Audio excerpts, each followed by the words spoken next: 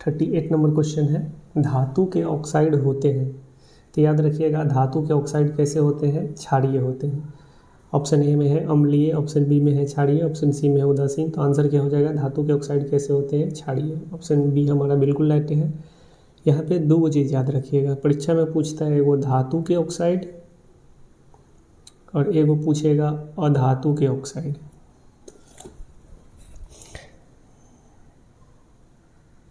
एक धातु का ऑक्साइड पूछता है और एक अधातु के ऑक्साइड पूछता है। धातु का ऑक्साइड पूछेगा तो ये होता है इसकी प्रवृत्ति क्षारीय। धातु के ऑक्साइड की प्रवृत्ति कैसा होता है? क्षारीय। जबकि अधातु के ऑक्साइड की प्रवृत्ति कैसा होता है? अम्लीय। याद रहेगा कि धातु के ऑक्साइड कैसे होते हैं? तो धातु के ऑक्साइड होते हैं क्षारीय। धातु के ऑक्साइड कैसे होते हैं? क्षारीय। अधातु के ऑक्साइड कैसे होते हैं? तो अधातु के ऑक्साइड होते हैं अम्लीय। याद रहेगा आपको, याद रखिएगा, अ से अधातु, अ से अम्लीय। ठीक है। 39 नंबर क्वेश्चन है, किस दर्पण से हमेशा वस्तु से छोटा प्रतिबिंब प्राप्त होता है? कल भी आपको बताए थे कि एक दर्पण है जिसका नाम है उत्तल दर्पण। ये कौन सा दर्पण बना दिए? उत्तल दर्पण। और ये ऐसा दर्पण है, इसमें वस्तु को हम किधर भी रखेंगे, जिधर रख दे, जितना बड़ा वस्तु रखते, प्रतिबिंब हमेशा बनेगा छोटा बनेगा। प्रतिबिंब हमेशा कैसा बनेगा? छोटा।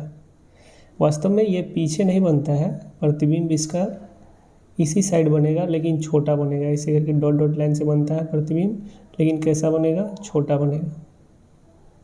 ठीक है। तो याद रखिएगा कि कौन ऐसा दर्पण है जिसमें प्रतिबिंब हमेशा वस्तु से छोटा बनेगा, तो उसका नाम हो जाएगा उत्तल दर्पण। Option number B. ठीक है। और कौन ऐसा दर्पण है जिसमें जितना बड़ा वस्तु होगा प्रतिबिंब उतना ही बड़ा होगा, उतना ही बड़ा बनेगा? यहाँ पे ध्यान देने योग्य बातें हैं। पूछेगा कौन ऐसा दर्पण है जिसमें जितना बड़ा वस्तु होगा प्रतिबिंब हमेशा उतना ही बड़ा बनेगा। अगर हमेशा वर्ड जोड़ दे कि जितना बड़ा वस्तु होगा प्रतिबिंब हमेशा उतना बड़ा होगा, ये है दर्पण। इसके आगे में जितना बड़ा वस्तु रखेंगे प्रतिबिंब हमेशा उतना ही बड़ा बनेगा, तो ये हो जाएगा समतल दर्पण। ये कौन दर्पण? समतल। लेकिन अवतल दर्पण भी एक ऐसा कंडीशन है जिसमें वस्तु को वक्रता केंद्र पर रखते हैं तो उसका प्रतिबिंब वक्रता केंद्र के नीचे बनता है। उस कंडीशन में अवतल दर्पण भी वस्तु के आकार के बराबर प्रतिबिंब बनाता है, लेकिन हमेशा अवतल दर्पण नहीं बनाता है। केवल एक ही ऐसा दर्पण है जो हमेशा वस्तु के आकार का प्रतिबिंब बनाता है, तो वो है समतल दर्पण। हमारा वो क्वेश्चन ही नहीं था, हमारा भी क्वेश्चन पूछा था कि किस दर्पण से हमेशा वस्तु से छोटा प्रतिबिंब प्राप्त होता है, तो इसका आंसर हो जाएगा उत्तल दर्पण। ठीक है। 40 नंबर क्वेश्चन है, प्रकाश के परावर्तन के कितने नियम हैं? प्रकाश के परावर्तन के कितने नियम हैं? देखिए आपको समझा रहे हैं। ये प्रकाश के परावर्तन पहले क्या है, पहले वो समझिए। मान लीजिए ये कोई दर्पण है, इस पे कोई प्रकाश इधर से आया, ठीक है, इधर से कोई प्रकाश आया है और दर्पण पे इस बिंदु पर से टकराने के बाद ऐसे करके चला गया, तो ये घटना कहलाता है प्रकाश का परावर्तन। प्रकाश का परावर्तन क्या है? जब प्रकाश की किरण किसी चमकीले सतह से टकराकर वापस चली जाती है, तो ये घटना क्या कहलाता है? प्रकाश का परावर्तन। ठीक है। प्रकाश के परावर्तन के दो नियम हैं। प्रकाश के परावर्तन के कितने नियम हैं? दो नियम हैं। पहला नियम कहता है, पहले एक बार नाम याद कर लीजिए। देखिए ये बीच वाला जो डंडा अभी खींच रहे हैं, इसका नाम है अभिलंब। क्या नाम है? अभिलंब। इसका नाम क्या है? अभिलंब। ठीक है। और ये वाला जो है जो प्रकाश आ रहा है, आने वाले प्रकाश को कहते हैं आपतित किरण, और दर्पण से टकरा करके जाने वाले प्रकाश की किरण को कहते हैं परावर्तित किरण। ठीक है।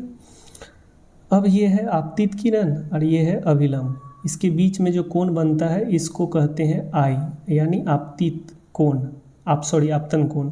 ठीक है। और ये अभिलंब है और ये परावर्तित किरण है। इसके बीच में जो कोण बनता है इसको कहते हैं आर, परावर्तन कोण। ठीक है।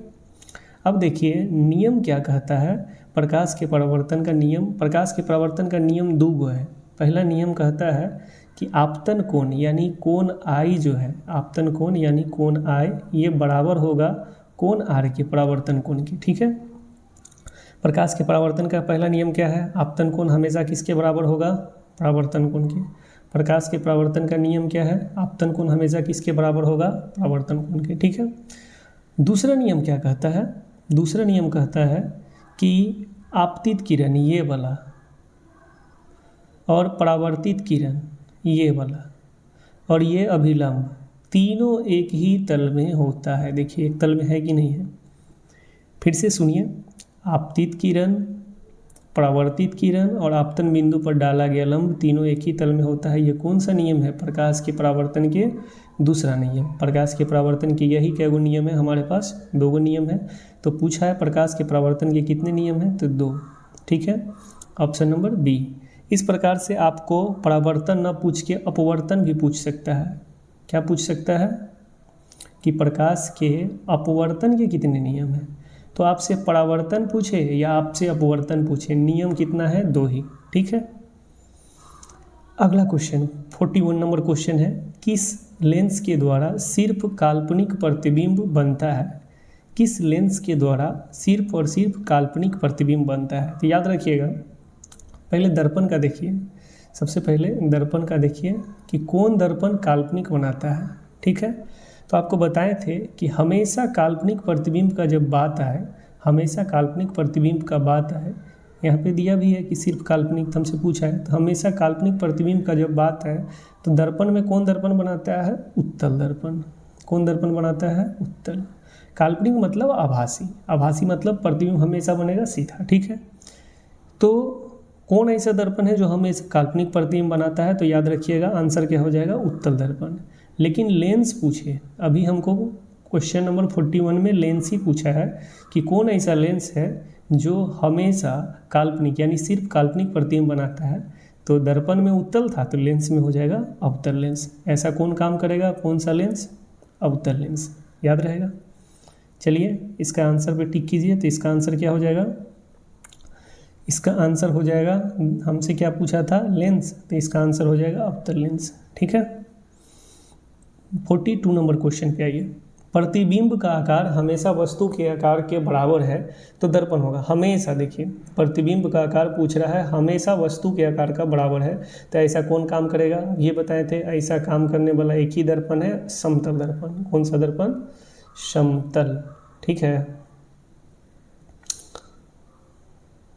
तो 42 नंबर क्वेश्चन का आंसर क्या हो जाएगा? क्वेश्चन नंबर 42 का आंसर हो जाएगा हमारा ऑप्शन नंबर सी, ठीक है। क्वेश्चन नंबर 43, अवतल दर्पण की फोकस दूरी उसकी वक्रता तिर्य्या की होती है। देखिए चाहे अवतल हो, चाहे अवतल दर्पण हो या चाहे उत्तल दर्पण हो, ठीक है, फार्मूला इसी में लगेगा। अवतल उत्तल में ही फार्मूला लगता है। कौन फार्मूला? आप पढ़े होइएगा। फोकस दूरी यानी कि स्मॉल एफ वक्रता तिर्य्या की क्या होती है? आधी होती है। एफ बराबर r/2 पढ़े होइएगा, याद है। और नहीं तो एक और फार्मूला होता है इसी से, इसी का कैंचिया गुना करने पे आ जाएगा कि वक्रता तिर्य्या r बराबर क्या होता है? 2f, ठीक है। तो आप ये दोनों फार्मूला को क्या कीजिएगा? याद कीजिएगा कि f बराबर क्या होता है? f बराबर होता है r/2 या r बराबर क्या होता है? 2f। ये दोनों फार्मूला को आपको क्या करना है? याद करना है। तो हमसे क्वेश्चन क्या पूछा था? क्वेश्चन पे आते हैं, अवतल दर्पण की फोकस दूरी, फोकस दूरी यानी f के बारे में पूछा है। वक्रता तिर्य्या की क्या होती है? तो वक्रता तिर्य्या की आधी होती है, r/2 मतलब आधा। तो इसका आंसर क्या हो जाएगा? Option number B. Question number 44 है, कौन सा दर्पण अपसारी दर्पण कहलाता है? तो पहले अपसारी समझना है हमको। क्या समझना है? अपसारी। अपसारी क्या होता है? और इसी से रिलेटेड एक और वर्ड है जो आपको कंफ्यूज करेगा, अभिसारी। इसको भी समझना है। अपसारी और अपसारी वर्ड को पहले समझिए। अपसारी का मतलब होता है फैला देना। मान लीजिए कि प्रकाश एक बिंदु पे आया, यहाँ से इधर चला गया, इधर चला गया, इधर चला गया, ये दूसरे दिशा में चला जाता है, यानी प्रकाश फैल जाता है। तो अपसारी का मतलब समझ गए कि प्रकाश को फैला देना। और अभिसारी का मतलब होता है बहुत जगह से प्रकाश एक बिंदु पे आता है, अलग अलग जगह से प्रकाश आकर के एक बिंदु पे मिल जाना, ये कहलाता है अभिसारी, ठीक है। अब कोई भी अगर दर्पण हो या लेंस हो, अगर प्रकाश को फैलाएगा कोई दर्पण तो वो कहलाएगा अभिसारी दर्पण, सॉरी अपसारी दर्पण। अगर कोई लेंस प्रकाश को इस प्रकार से ऐसे ऐसे करके फैला दिया तो वही कहलाएगा अपसारी लेंस। अगर कोई दर्पण प्रकाश को एक बिंदु पे ला करके ऐसे करके मिला देगा तो कहलाएगा अभिसारी दर्पण, और कोई लेंस ऐसा काम करेगा तो कहलाएगा अभिसारी लेंस। अब एक एक करके हम चेक कर लेते हैं, ठीक है। सबसे पहले दर्पण देखिए, दर्पण दो प्रकार के होता है। अभी जो ये बना रहे हैं ये कौन सा दर्पण है, उत्तल दर्पण। और इस तरफ जो ये बनाए हैं ये कौन सा दर्पण है,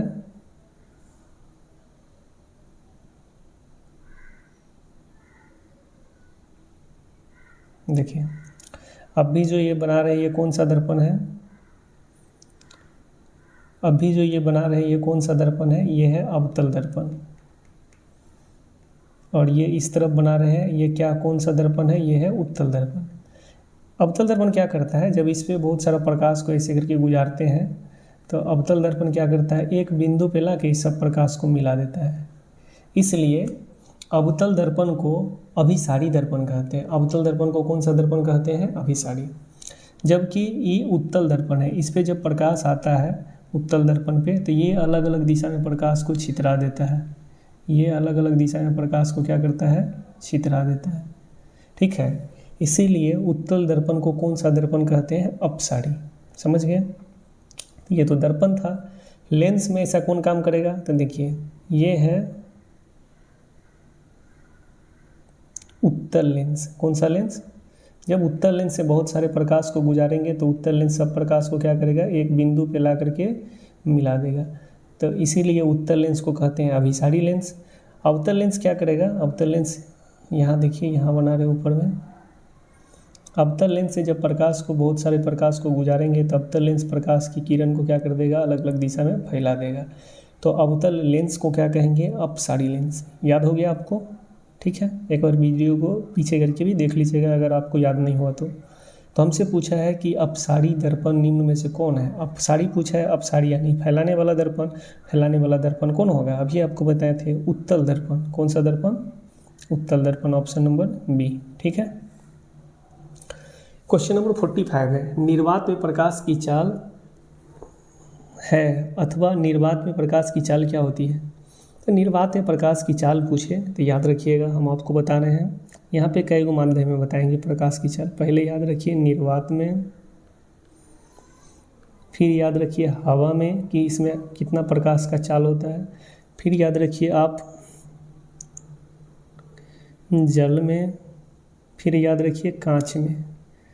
ये माध्यम है, इसमें प्रकाश का चाल कितना होता है। इसमें कितना होता है, इसमें याद रखिए 3 लाख किलोमीटर प्रति सेकेंड। 3 लाख किलोमीटर प्रति सेकेंड। निर्वात में प्रकाश की चाल कितनी होती है, 3 लाख किलोमीटर प्रति सेकेंड। अच्छा 3 लाख किलोमीटर एग्जाम में दे दिया तो ठीक है, ऐसे करके मार देंगे। 3 लाख को ऐसे भी तो लिख सकते हैं, देखिए 3 पर 5 को 0 दे देंगे, किलोमीटर पर सेकेंड, ऐसे करके किलोमीटर पर सेकेंड, ठीक है।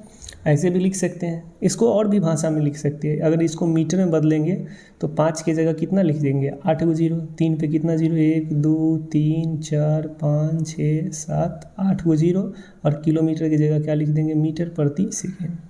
इसको और भी भाषा में लिख सकते हैं, कैसे, तो 3 गुने ये क्या को 0 है, गिन के देखिए 8 को 0 है, तो इसको 10 के पावर 8 मीटर प्रति सेकेंड भी लिख सकते हैं। ऑप्शन इसी प्रकार से दिया हुआ है हमारा 45 नंबर में, आप ध्यान से देखिएगा तो इसी प्रकार से ऑप्शन दिया हुआ है। तो हमसे पूछा है कि निर्वात में प्रकाश की चाल कितनी होती है, तो याद रखिए 3 लाख किलोमीटर प्रति सेकेंड होती है। इसको ऐसे करके भी हम लिख सकते हैं, 3 गुने 10 के पावर 8 मीटर प्रति सेकेंड, ऑप्शन ए में। अब थोड़ा सा चलते हैं आगे, आपको हवा में बता रहे कि हवा में प्रकाश का चाल कितना होता है, ठीक है।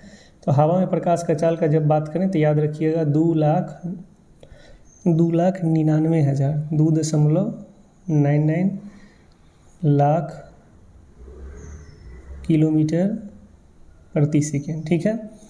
जल में पूछेगा प्रकाश का चाल कितना होता है, तो जल में होता है 2,25,000 इतना किलोमीटर प्रति सेकेंड, ठीक है। कांच में पूछेगा तो कांच में होता है 2 लाख किलोमीटर प्रति सेकेंड, ठीक है। इतना याद रहेगा आपको, इतना याद करके आपको रखना है, ठीक है। तो ये चारों माध्यम में हम बता दिए। निर्वात प्रकाश का चाल कितना होता है, एक बार बताइए। निर्वात प्रकाश का चाल होता है 3 लाख किलोमीटर प्रति सेकेंड। 3 लाख किलोमीटर को कैसे लिख सकते हैं, 3 × 10⁸ मीटर प्रति सेकेंड। हवा में पूछे तो हवा में 2,99,000 किलोमीटर प्रति सेकेंड। जल में पूछे प्रकाश का चाल कितना होता है, तो जल में प्रकाश का चाल होता है 2,25,000 किलोमीटर प्रति सेकेंड। कांच में प्रकाश का चाल पूछे तो कांच में प्रकाश का चाल कितना होता है, 2 लाख किलोमीटर प्रति सेकेंड, ठीक है। तो हमारा 45 नंबर क्वेश्चन का आंसर क्या हो जाएगा, ऑप्शन नंबर ए। नेक्स्ट है क्वेश्चन नंबर 46। 46 नंबर क्वेश्चन है, निम्न में से किस दर्पण की फोकस दूरी धनात्मक होती। कल ही बताए थे, आपको फर्स्ट पार्ट में बताए हैं कि फोकस दूरी का जब बात आए, किसका, फोकस दूरी का, फिर से रिवीजन करा रहे हैं। फोकस दूरी में आप याद रखिएगा, वर्ड सीखिएगा, उत्तल, एगो वर्ड आएगा अवतल। ध्यान से, इसमें लेंस पूछे या दर्पण पूछे, अगर उत्तल है तो उसका फोकस दूरी प्लस होगा, प्लस यानी पॉजिटिव होगा, पॉजिटिव यानी धनात्मक होगा, ठीक है। जैसे आपसे क्वेश्चन बना के पूछेगा क्या कि उत्तल दर्पण की फोकस दूरी कैसी होती है, आप मारिएगा धनात्मक, या पूछेगा उत्तल लेंस की फोकस दूरी कैसी होती है, फिर भी आप मारिएगा धनात्मक या पॉजिटिव, ठीक है। तो यानी फोकस दूरी वाला में कॉन्सेप्ट आपको सीख के रखना है कि जब फोकस दूरी का बात आए तो हमको देखना है वर्ड पे। उत्तल जब भी आएगा तो उत्तल का क्या होता है, फोकस दूरी प्लस में, अवतल का क्या होता है, अवतल का फोकस दूरी माइनस में। अवतल दर्पण पूछे या अवतल लेंस पूछे, उसका फोकस दूरी किस में होगा, माइनस में। माइनस यानी नेगेटिव होगा, नेगेटिव यानी ऋणात्मक होगा, ठीक है। तो अब क्वेश्चन पे आते हैं। देखिए क्वेश्चन में क्या था कि किस दर्पण की फोकस दूरी धनात्मक होती है। उत्तल वर्ड खोजिए, सीधे उत्तल देख के टिक मार देना है, चाहे वो लेंस रहता है चाहे दर्पण रहता है। उत्तल लेंस का भी फोकस दूरी धनात्मक होगा और उत्तल दर्पण का भी फोकस दूरी धनात्मक होगा। चलिए अब क्वेश्चन नंबर 47 पे चलते हैं। तरंग दैर्घ्य को सामान्यतः व्यक्त किया जाता है। तरंग दैर्घ्य का मात्रक क्या होता है, याद रखिएगा, एंगस्ट्रम होता है। तरंग दैर्घ्य का मात्रक क्या होता है, एंगस्ट्रम। और 1 एंगस्ट्रम बराबर कितना होता है, 1 एंगस्ट्रम बराबर होता है 10⁻⁻10 मीटर, ठीक है। तरंग दैर्घ्य आपको मालूम होगा, तो तरंग दैर्घ्य किसका मात्रक है, तरंग दैर्घ्य का मात्रक तो एंगस्ट्रम होता है। तरंग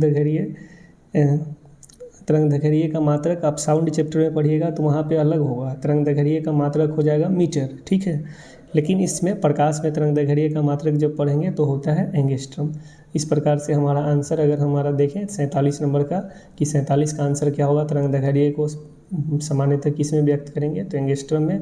और 1 एंगस्ट्रम बराबर कितना होता है, 10⁻⁻10 मीटर, ठीक है। चलिए 48 नंबर क्वेश्चन देखिए। ये पार्ट 1 में भी हम आपको बताए थे, पहला क्वेश्चन यही था आपको कि पौधों में गैस का आदान प्रदान किसके द्वारा होता है। तो पौधों में गैस का आदान प्रदान, याद रखिए कि ये है पौधों का पत्ता, और इस पत्ता में महीन महीन क्या पाया जाता है, छिद्र। इस छिद्र को किस नाम से जानते हैं, रंध्र के नाम से। किस नाम से जानते हैं, रंध्र। इसको इंग्लिश में क्या कहते हैं, एस्टोमेटा। लिखाता है स्टोमाटा, पढ़ते हैं स्टोमेटा, ठीक है। इसी छिद्र के द्वारा पौधा क्या करता है, गैस यानी ऑक्सीजन हमको क्या करता है, देता है, और कार्बन डाइऑक्साइड लेता है, ठीक है। प्रकाश संश्लेषण की क्रिया जब भी करेगा तो कार्बन डाइऑक्साइड लेगा और ऑक्सीजन हमको देगा। वही श्वसन की क्रिया जब करेगा पेड़ पौधा तो ऑक्सीजन वो भी लेगा, कार्बन डाइऑक्साइड छोड़ेगा, ठीक है। लेकिन प्रकाश संश्लेषण में पेड़ पौधा क्या करता है, कार्बन डाइऑक्साइड लेता है और हम लोग के लिए ऑक्सीजन छोड़ता है। तो ये छोड़ेगा किसके द्वारा, छिद्र के द्वारा, रंध्र के द्वारा। यही छिद्र क्या कहलाता है, रंध्र। तो हमारा 48 नंबर क्वेश्चन का आंसर क्या हो जाएगा, ऑप्शन नंबर ए, ठीक है। इसके बारे में और बताए थे कि रंध्र जो है इसके चारों तरफ गार्ड को इसका पाई जाती है, रक्षक को इसका पाई जाती है। वो जा करके आप देख लीजिएगा फर्स्ट क्वेश्चन, उसमें विशेष हम बताया हुए। क्वेश्चन नंबर 49 है। 49 पे आगे देखते देखते देखिए, निम्न में से सबसे तेज धड़कन, हृदय धड़कन किसका होता है। तो याद रखिएगा सबसे तेज हृदय धड़कन होता है चूहा का। किसका सबसे तेज हृदय धड़कन होता है? चूहा का। इस ऑप्शन के अनुसार चूहा का होता है लगभग 600 प्रति मिनट, ठीक है, 600 प्रति मिनट। मनुष्य का कितना होता है? तो ये तो आपको मालूम होगा कि 72 बार जो है मनुष्य का हृदय धड़कता है 1 मिनट में, यानी प्रति मिनट, ठीक है। लेकिन सबसे ज़्यादा पूछेगा, इस ऑप्शन के अनुसार तो चूहा ठीक है, लेकिन अब पूरे पृथ्वी पे अगर हम देखें कि सबसे ज़्यादा हृदय धड़कन तेज किसका होता है, तो छुछुंदर का होता है। किसका होता है? छुछुंदरी का होता है, छुछुंदर कर दिए, ठीक है। कितना होता है? तो ये होता है चूहा से दुगुना, 1200 प्रति मिनट। चलिए, लड़की गुस्सा आ जाएगी, छुछुंदरे रहने देते हैं, ठीक है। छुछुंदर का कितना होता है? 1200 प्रति मिनट, इतना धड़कता है छुछुंदर, ठीक है। नेक्स्ट क्वेश्चन पे आते हैं, 50 नंबर क्वेश्चन। निम्नलिखित में कौन मलेरिया परजीवी है? देखिए ध्यान से, मलेरिया मच्छर, आपको मालूम होगा कि मलेरिया बीमारी मच्छर के काटने से होता है। चलिए एक मच्छर बना देते हैं,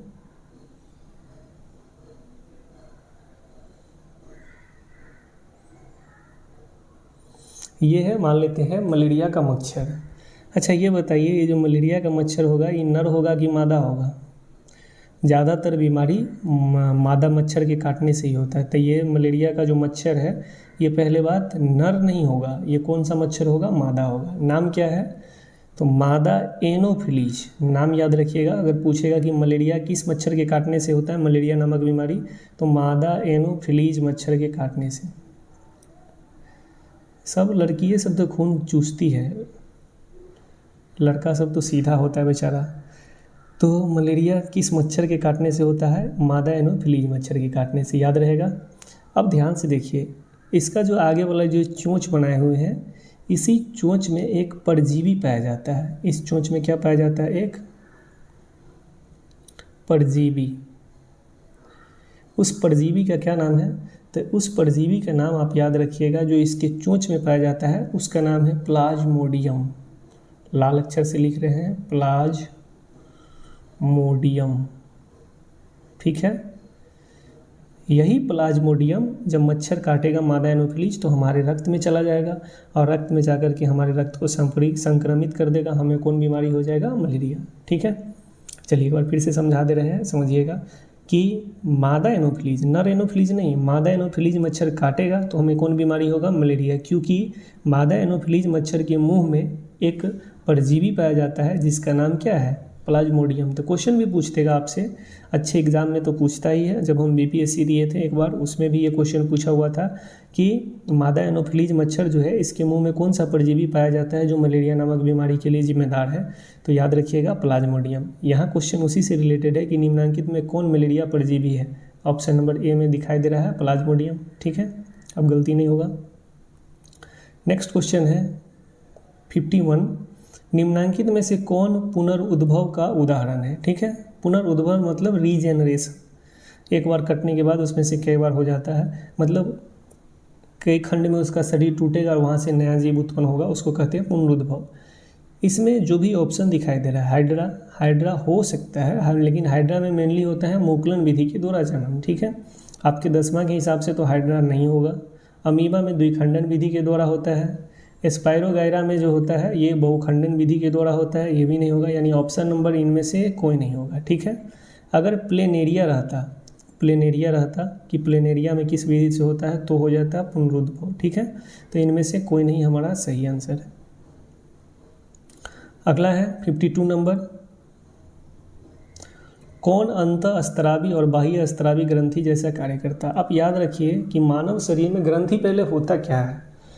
ग्रंथि समझिएगा एक थैला है, ग्रंथि समझिएगा, ग्रंथि क्या होता है? एक थैला है। ये थैला हमारे शरीर में 2 प्रकार के होता है। ये थैला कितने प्रकार के होता है? 2 प्रकार के। एगो को कहते हैं अंतःस्रावी ग्रंथि,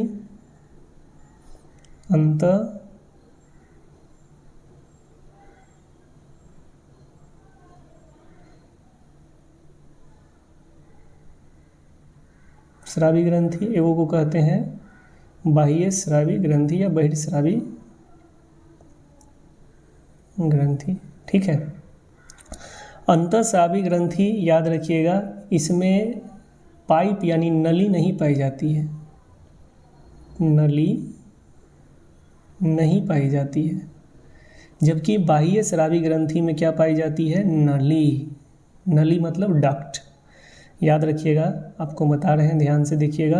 ये अच्छा क्वेश्चन है, आगे की एग्जाम में जब 11वीं में जाइएगा तो वहाँ पूछेगा। अंतःस्रावी ग्रंथि को कहेंगे इंग्लिश में इंडोक्राइन ग्लैंड, और इसको कहेंगे एक्सोक्राइन ग्लैंड, एक्सोक्राइन ग्लैंड कहते हैं बाह्य स्रावी ग्रंथि। अंतःस्रावी ग्रंथि और बाह्य स्रावी ग्रंथि में मुख्य अंतर है कि अंतःस्रावी ग्रंथि में नली नहीं लगी होती है, यानी ये ग्रंथि डक्टलेस होती है, डक्टलेस, ठीक है, नली नहीं है। जबकि बाह्य स्रावी ग्रंथि कैसी ग्रंथि होती है, नली लगी होती है, यानी ये कैसी ग्रंथि है, डक्ट युक्त ग्रंथि है, इसमें डक्ट पाया जाता है, ठीक है। उसके अलावा अंतःस्रावी ग्रंथि जो है ये किसके लिए जिम्मेदार है, हमारे शरीर में जो हार्मोन पाया जाता है, हार्मोन किस ग्रंथि से निकलेगा, अंतःस्रावी ग्रंथि से कि बाह्य स्रावी ग्रंथि से, तो हार्मोन जो निकलता है अंतःस्रावी ग्रंथि से निकलता है। जबकि खाना को पचाने वाला जो रस है, एंजाइम जब भी निकलेगा तो एंजाइम मुख्य रूप से किससे निकलता है, बाह्य स्रावी ग्रंथि से। तो इतना बात आप ग्रंथि के बारे में याद रखिएगा। लेकिन अपवाद के रूप में याद रखिएगा कि एक ऐसा ग्रंथि है जो अंतःस्रावी ग्रंथि का भी काम करता है और बाह्य स्रावी ग्रंथि का भी काम करता है, दोनों, तो उसका नाम याद रखिएगा अग्नाशय। वो कौन सा ग्रंथि है, अग्नाशय। वही क्वेश्चन यहाँ पूछा है कि अंतःस्रावी ग्रंथि के जैसा भी काम करता है और बाह्य स्रावी ग्रंथि के जैसा भी काम करता है, तो वो कौन है, तो हमारा आंसर हो जाएगा अग्नाशय। अग्नाशय को इंग्लिश में पैनक्रियाज कहते हैं, ठीक है। क्वेश्चन नंबर 53, निम्नांकित में कौन सा अंग संवेदी ग्राही नहीं है। संवेदी ग्राही आपको मालूम होगा, बच्चे से आप पढ़ते होइएगा, ज्ञान इंद्रियां, क्या पढ़ते होइएगा, ज्ञान इंद्रियां। क्या वो है, 5 गो हमारे शरीर में ज्ञान इंद्रियां हैं। कौन कौन है, सबसे पहले है आँख, दूसरा नाक, तीसरा कान, चौथा जीभ, और 5वां का बात करें तो ये है त्वचा। त्वचा मतलब स्किन, ठीक है। ये ज्ञान इंद्रियां हैं। हमसे यही क्वेश्चन पूछा है, ज्ञान इंद्रिय को ही क्या कहते हैं, याद रखिएगा, इस ज्ञान इंद्रिय को ही कहते हैं अंतःसंवेदी ग्राही, अंतःसंवेदी ग्राही। तो ये 5 गो के अलावा हमारे शरीर में कोई भी ऐसा अंग नहीं है जो संवेद ग्राही है। संवेद ग्राही का कई वो है हमारे शरीर में, संख्या 5। कौन कौन है, आँख है, अभी बता दिए आपको कौन कौन है, आँख है, कान है, नाक है, जीभ है, त्वचा है। तो ऑप्शन में कान दिया हुआ है, सही है, कान तो है ही, नाक भी है, आँख भी है, लेकिन दिमाग का नाम लिए हैं नहीं, तो यही संवेदी ग्राही नहीं है, ठीक है। आगे नंबर 54 पे आ गए हम। 54 नंबर क्वेश्चन है कि समजात अंगों का उदाहरण है। पहले समजात अंग समझिए किसको कहते हैं। समजात अंग वैसे अंगों को कहते हैं जिसकी बनावट और संरचना क्या होती है, समान होती है, जबकि कार्य अलग होगा। 2 गो वर्ड समझिएगा, बनावट और संरचना, बनावट और संरचना, ये समान होगा, कार्य अलग होगा। कार्य क्या होगा, काम क्या होगा, ये हो जाएगा अलग। कोई भी अगर 2 गो जीव का बनावट और उसके 2 गो जीव के अंग का बनावट और संरचना क्या है, समान है, जबकि कार्य क्या है उसका अलग है, तो बनावट संरचना समान होगा, काम अलग होगा, तो ऐसे अंग क्या कहलाएगा, समजात अंग, ठीक है। इसका उदाहरण हम बता रहे हैं, देखिए। पहला है हमारा हाथ, पहला है हमारा हाथ, हमारा हाथ और कुत्ते का अग्रपाद, अग्रपाद मतलब आगे वाला पैर। तो हमारा हाथ में जो हड्डी है वही कुत्ते के आगे वाले अग्रपाद जो है उसमें वही हड्डी पाया जाता है, तो इसका बनावट संरचना भी समान है, इसका सेम उत्तक से भी बना रहता है, तो ये समजात अंग का उदाहरण है। हमारे हाथ और हाथी का दांत, देखिए हमारा हाथ में जो हड्डी है ना, वही हड्डी हाथी के दांत में ही है, ठीक है। और वही कहने का मतलब उसी कोशिका और उत्तक से मिलकर के, जिस कोशिका और उत्तक से हमारा हाथ बना है वही कोशिका और उत्तक से हाथी का दांत बना है, ठीक है।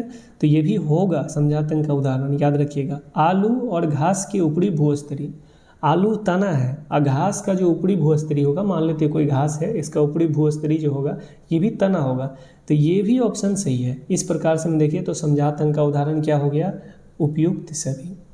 ठीक है, इसी प्रकार से एगो पूछेगा असमजात या अंग, असमजात अंग या समरूप अंग। असमजात अंग या समरूप अंग क्या है बताइए। तो असमजात अंग और समरूप अंग क्या है, असमजात अंग और समरूप अंग क्या है समझिएगा कि इसका बनावट और संरचना क्या होगा, अलग अलग होगा लेकिन काम समान होगा। जैसे तितली का पंख, जैसे आपको बता दें तितली का पंख देखिए और पक्षी का पंख देखिए, पक्षी के पंख में हड्डी पाया जाता है, ठीक है, जबकि तितली का पंख जो है ये काइटिन विटिन से बना होता है। तो दोनों का बनावट क्या है, दोनों का बनावट जो है अलग अलग है, लेकिन दोनों का काम क्या है, उड़ना। दोनों का काम क्या है, उड़ना। तो काम समान है लेकिन बनावट और संरचना अलग है, इसलिए ये कौन सा अंग कहलाएगा, असमजात अंग। ऐसे अंग को कौन सा अंग कहते हैं, असमजात अंग कहते हैं या समरूप अंग कहते हैं। ठीक है, नेक्स्ट क्वेश्चन है क्वेश्चन नंबर 55।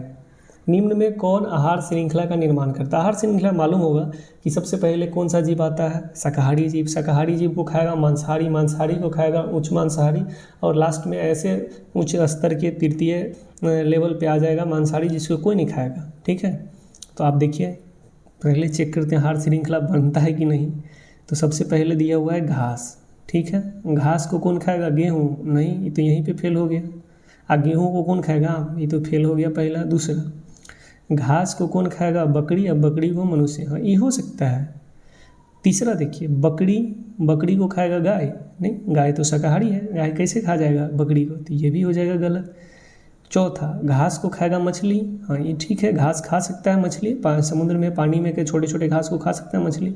अब मछली बकरी को नहीं, बकरी कैसे मछली को खा सकता है, बकरी तो शाकाहारी है, तो ये भी गलती है। केवल हमारा ऑप्शन नंबर क्या हो जाएगा, बी, घास को बकरी खाएगा, बकरी को मानव खाएगा। तो ये इससे क्या बन रहा है, आहार श्रृंखला बन रहा है। ठीक है, क्वेश्चन नंबर 56 पे आइए। कौन सा अजैव निम्नीकरणीय कचरा है। आप समझिएगा, ये वर्ड समझिएगा, अजैव निम्नीकरणीय, एगो पूछेगा जैव निम्नीकरणीय। जैव निम्नीकरणीय हम इतना अच्छा समझाएंगे कि आप कभी गलती नहीं करिएगा। देखिए, अगर जैव निम्नीकरणीय पूछे तो वैसा कचरा होगा जिसको हम फेंक देंगे मिट्टी पे इधर उधर, तो अपने से सड़ गल के कुछ दिन में क्या हो जाएगा, ख़त्म हो जाएगा, डिकम्पोज हो जाएगा। ठीक है, तो वो कहलाएगा जैव निम्नीकरणीय। जैसे आप कागज़ फेंक दीजिए, सब्जी फल का छिलका फेंक दीजिए, ये सब को फेंक दीजिएगा तो कुछ दिन में अपने से सड़ गल करके क्या हो जाएगा, ख़त्म हो जाएगा। ठीक है, दूसरा क्या होता है, दूसरा होता है जो आपके क्वेश्चन में पूछा है अजैव निम्नीकरणीय। ये ऐसा कचरा होता है जिसको आप फेंक दीजिएगा तो इसको सड़ने गलने में लाखों साल लग सकता है, या नहीं भी सड़ गल सकता है। ठीक है, जैसे प्लास्टिक, इसको गलने में 450 साल से भी ज़्यादा लग सकता है। प्लास्टिक हो गया, थर्मोकोल हो गया, ये सब किस प्रकार का कचरा है, DDT, ये सब किस प्रकार का कचरा है, अजैव निम्नीकरणीय, यानी कि इसका इस्तेमाल करने पे ये प्रकृति से नष्ट जल्दी नहीं होता है। अगर नष्ट हो गया तो वो हो जाएगा जैव निम्नीकरणीय, नष्ट नहीं होगा जल्दी तो हो जाएगा अजैव निम्नीकरणीय। तो देखिए ऑप्शन देख लीजिए, टिश्यू पेपर कागज़ है, फेंक दीजिएगा, सड़गल के ख़त्म हो जाएगा, तो ये तो जैव निम्नीकरणीय है। केला का छिलका, ये भी सड़गल के ख़त्म हो जाएगा, ये भी जैव निम्नीकरणीय है। थर्मोकोल और प्लास्टिक, ये जल्दी सड़ेगा लेगा नहीं, तो हमारा आंसर यही हो जाएगा, जैव निम्नीकरणीय का उदाहरण थर्मोकोल। ठीक है, क्वेश्चन नंबर 57। कौन सी गैस वैश्विक ऊष्मन के लिए उत्तरदायी है। यानी कि वैश्विक ऊष्मन के लिए का मतलब है कि पृथ्वी को गर्म कर रहा है, पृथ्वी को क्या कर रहा है, दिन प्रतिदिन गर्म। और पृथ्वी, मान लीजिए आपको हम बता दे रहे हैं, ये अपना पृथ्वी है, और पृथ्वी को गर्म करने के लिए एक ही गैस जिम्मेदार है जिसका नाम है कार्बन डाइऑक्साइड, CO2। अगर पृथ्वी पे CO2 नहीं रहेगा तो हमारी पृथ्वी ठंडी रहेगी। इतनी गर्म, जो हम देखते हैं रात में सूरज भी नहीं दिखाई देता है, फिर भी हमारी पृथ्वी का टेम्परेचर 15-20 डिग्री रहता ही है। वो किस कारण से रहता है, इस CO2 के कारण से, क्योंकि यही CO2 दिन में सूर्य से जो ऊष्मा निकलती है उसको अवशोषित करके रात में धीरे धीरे छोड़ता है और हमारी पृथ्वी गर्म रहती है। लेकिन अगर हम दिन प्रतिदिन पेड़ को काटेंगे, मनुष्य का जो हमारा जनसंख्या है ये दिन प्रतिदिन बढ़ेगा, तो हम क्या करेंगे? अगर पेड़ काटेंगे तो ऑक्सीजन घटेगा, कार्बन डाइऑक्साइड बढ़ेगा, जनसंख्या बढ़ने से कार्बन डाइऑक्साइड बढ़ेगा। तो कार्बन डाइऑक्साइड की मात्रा जितना रहना चाहिए उससे बहुत ज़्यादा दिन प्रतिदिन बढ़ता जा रहा है। और हम जान रहे हैं कि कार्बन डाइऑक्साइड गैस ऊष्मा को क्या करता है? अवशोषित करके रखता है। तो ये ऊष्मा को अवशोषित इतना ज़्यादा कर लेगा कि हमारी पृथ्वी कर रहा है अभी वर्तमान में कि पृथ्वी जो है हमारा आवश्यकता से अधिक गर्म हो रहा है। और जब आवश्यकता से अधिक गर्म होता है तो ये घटना क्या कहलाती है? वैश्विक तापन, ग्लोबल वार्मिंग या वैश्विक ऊष्मन कहलाती है। इससे नुकसान क्या है? तो आप समझिए इससे नुकसान कि पृथ्वी के पास 2 ध्रुव है, ऊपर में उत्तरी ध्रुव और नीचे में है दक्षिणी ध्रुव। ये पूरा बर्फ से ढका हुआ है। अगर पृथ्वी आवश्यकता से अधिक गर्म हो जाएगा तो ये जो बर्फ़ है ये पिघलना चालू कर देगा। ऊपर का भी बर्फ़, आर्कटिक का भी बर्फ़, उत्तरी ध्रुव का बर्फ़ और नीचे जो अंटार्कटिका है यानी दक्षिणी ध्रुव है, इसका बर्फ़ भी पिघलना क्या हो जाएगा? चालू हो जाएगा। और जो समुद्र का जो लेवल है ये बढ़ जाएगा। और हमारे भारत में भी कई ऐसे शहर हैं जो डूब जाएंगे। जैसे सबसे पहले डूबने का चांस है शहर में देखें तो अपना मुंबई जो है ये डूबने के कगार पे सबसे पहले रहेगा। और दिन प्रतिदिन देखिए समुद्र का जो लेवल है ये बढ़ रहा है। इसके लिए गैस कौन जिम्मेदार है? कार्बन डाइऑक्साइड, क्योंकि इसकी आवश्यकता से अधिक बढ़ जाने से कौन सा हम घटना देख रहे हैं? ग्लोबल वार्मिंग, वैश्विक ऊष्मन या वैश्विक तापन। तो हमारा आंसर हो जाएगा 57 का कौन सा? Option number A. अब है 58 नंबर क्वेश्चन। ऐसा क्वेश्चन समझ विकसित करने के लिए 58 वाला देता है। आप बिना पढ़े इसमें समझ करके आपको इतना हम समझा देंगे कि आप कॉमन सेंस लगा करके भी इस क्वेश्चन को बना लीजिएगा। देखिए क्वेश्चन है हमारा कि गंगा में मछली नहीं क्वेश्चन ये नहीं, ऑप्शन ऊपर दिए, सॉरी। क्वेश्चन है 58 नंबर कि निम्न में कौन गंगा प्रदूषण के लिए उत्तरदायी नहीं है? यानी कौन ऐसा ऑप्शन है जो गंगा को प्रदूषित नहीं कर रहा है? पढ़िए, पहला ऑप्शन दिया हुआ है गंगा में मछली पालन करना। अगर गंगा में मछली पालन करेंगे तो गंगा गंदा होगा कि नहीं, देखते हैं आगे। गंगा में कपड़ा को धोना, कहीं पे भी अगर हम कपड़ा धोएंगे तो पानी गंदा होगा, गंगा में धोएंगे तो गंगा का पानी गंदा होगा। तो ये तो है, ठीक है, ये तो उत्तरदायी है। नेक्स्ट है गंगा में अधजले सबको बहाना। अब अधजला सबको बहाएंगे तो प्रदूषण होगा, गंगा का जल क्या हो जाएगा? प्रदूषित हो जाएगा। ठीक है, तो ये भी हमारा पूछेगा गंगा को प्रदूषित कर रहा है, तो हाँ कर रहा है, ऑप्शन सी। गंगा में रासायनिक अपशिष्ट यानी खाद उद सब जो है, मान लीजिए खाद सब, रासायनिक अपशिष्ट, केमिकल सब है, उसको गंगा के पानी में छोड़ेंगे तो गंगा का जल क्या होगा? प्रदूषित होगा। तो ये तीनों तो गंगा को प्रदूषित कर रहा है, लेकिन हम मछली पालन करेंगे तो गंगा का जल इससे प्रदूषित नहीं होगा। ठीक है, तो हमारा आंसर क्या हो जाएगा बाबूजी? Option number A. ठीक है, क्वेश्चन नंबर 59 क्या कहता है? चलिए देखते हैं। इनमें से कौन सी धातु द्रव अवस्था में पाई जाती है? क्या पूछा है? धातु पूछा है कि कौन ऐसा धातु है जो द्रव अवस्था में पाई जाती है। तो याद रखिएगा यहाँ से 2 प्रकार के प्रश्न बनते हैं। एक वो बनेगा धातु वाला और एक प्रश्न बनेगा अधातु वाला। परीक्षा में धातु और धातु दोनों में से कोई भी क्वेश्चन पूछ सकता है, तो आप ध्यान से इसको सीख लीजिए एक बार बढ़िया से। जब परीक्षा में पूछे कि वह कौन ऐसी धातु है जो कमरे के ताप पर द्रव अवस्था में रहती है, या सीधे वह कौन ऐसी धातु है जो द्रव अवस्था में पाई जाती है, तो हमारा आंसर क्या हो जाएगा? पारा। क्या आंसर हो जाएगा? पारा। पारा को किस नाम से जानते हैं? दूसरा मरकरी के नाम से। पारा को इंग्लिश में क्या कहते हैं? मरकरी। और इसका चिन्ह क्या होता है? तो इसका चिन्ह होता है Hg। इसका जो संकेत होता है ये क्या होता है? Hg। ठीक है, अब अधातु पूछे कि वह कौन ऐसा अधातु है जो कमरे के ताप पर द्रव अवस्था में रहती है, तो उसका नाम है ब्रोमीन। क्या नाम है? ब्रोमीन। याद रखिएगा, आपको पता होगा क्लास 9th में ही कि जब धातु अधातु के गुण पढ़े होइएगा, 10th में भी पढ़ना है केमिस्ट्री में, कि धातु अधातु के जब आप गुण पढ़िएगा तो उसमें पता होगा कि धातु जो होता है ये कठोर होता है, अधातु भी कठोर होती है। दोनों क्या होता है? कठोर। कठोर का मतलब ठोस अवस्था में रहती है। ठीक है, लेकिन एकमात्र ऐसा धातु है जो द्रव अवस्था में है, तो उसका नाम क्या होगा? मरकरी या पारा, जिसको क्या कहते हैं? सिंबल क्या होता है? Hg। दूसरा, वह कौन ऐसा अधातु है जो द्रव अवस्था में रहता है? अधातु पूछेगा तो आंसर क्या हो जाएगा? ब्रोमीन। ठीक है, ये क्वेश्चन क्लियर हो गया। 59 का आंसर क्या होगा आप बताइए? धातु पूछा है द्रवावस्था वाला, तो आंसर पारा, ऑप्शन नंबर डी। क्लियर है। 60 नंबर क्वेश्चन, किस धातु को चाकू से सरलता से काटा जा सकता है? बोल रहा है कि वह कौन सी धातु है जिसे चाकू से सरलता से काटा जाता है। याद रखिएगा, धातु होता है कठोर। धातु कैसा होता है? कठोर, हार्ड होता है। जैसे लोहा, सोना, ये सबको चाकू से काट सकते हैं? नहीं। लेकिन कुछ ऐसी धातु है अपवाद के रूप में जिसको हम चाकू से काट सकते हैं। तो कौन कौन है? तो याद रखिएगा, सबसे पहले सोडियम। क्या नाम है? सोडियम। कौन सा धातु? सोडियम। सोडियम के बाद और किसको काट सकते हैं? पोटेशियम को। पोटेशियम। सोडियम के बाद किसको काट सकते हैं? पोटेशियम। और भी काट सकते हैं, हाँ, तो लिथियम। ये 3 आप नाम याद रखिएगा कि किस किस धातु को चाकू से काटा जा सकता है। तो याद रखिएगा, सोडियम को भी काट सकते हैं, पोटेशियम को भी काट सकते हैं, और लिथियम को भी चाकू से आसानी से काट सकते हैं। ठीक है। हमारा क्वेश्चन था कि किस धातु को चाकू से सरलता से काटा जा सकता है, तो ऑप्शन पढ़ेंगे। सोना को? बिल्कुल नहीं। कैल्शियम को? बिल्कुल नहीं। ग्रेफाइट को? नहीं। सोडियम को? तो हाँ। तो ऑप्शन नंबर क्या हो जाएगा? डी। नेक्स्ट है क्वेश्चन नंबर 61, ऑक्सीजन के 2 परमाणु के बीच कितने आबंध पाए जाते हैं? ये बॉन्ड से क्वेश्चन है। तो सबसे पहले देखिए, ऑक्सीजन को क्या लिखेंगे? O2। क्या लिखेंगे? O2। हम जानते हैं कि ऑक्सीजन का परमाणु संख्या 8 होता है, इसलिए ऑक्सीजन में इलेक्ट्रॉन भी कितना होगा? 8। ठीक है। अब हमको पूछा है कि ये ऑक्सीजन में कौन सा आबंध पाए जाएंगे, तो हम इसको देख लेते हैं। सबसे पहले इसका संरचना बनाएंगे। देखिए, इसका संरचना बनाते हैं।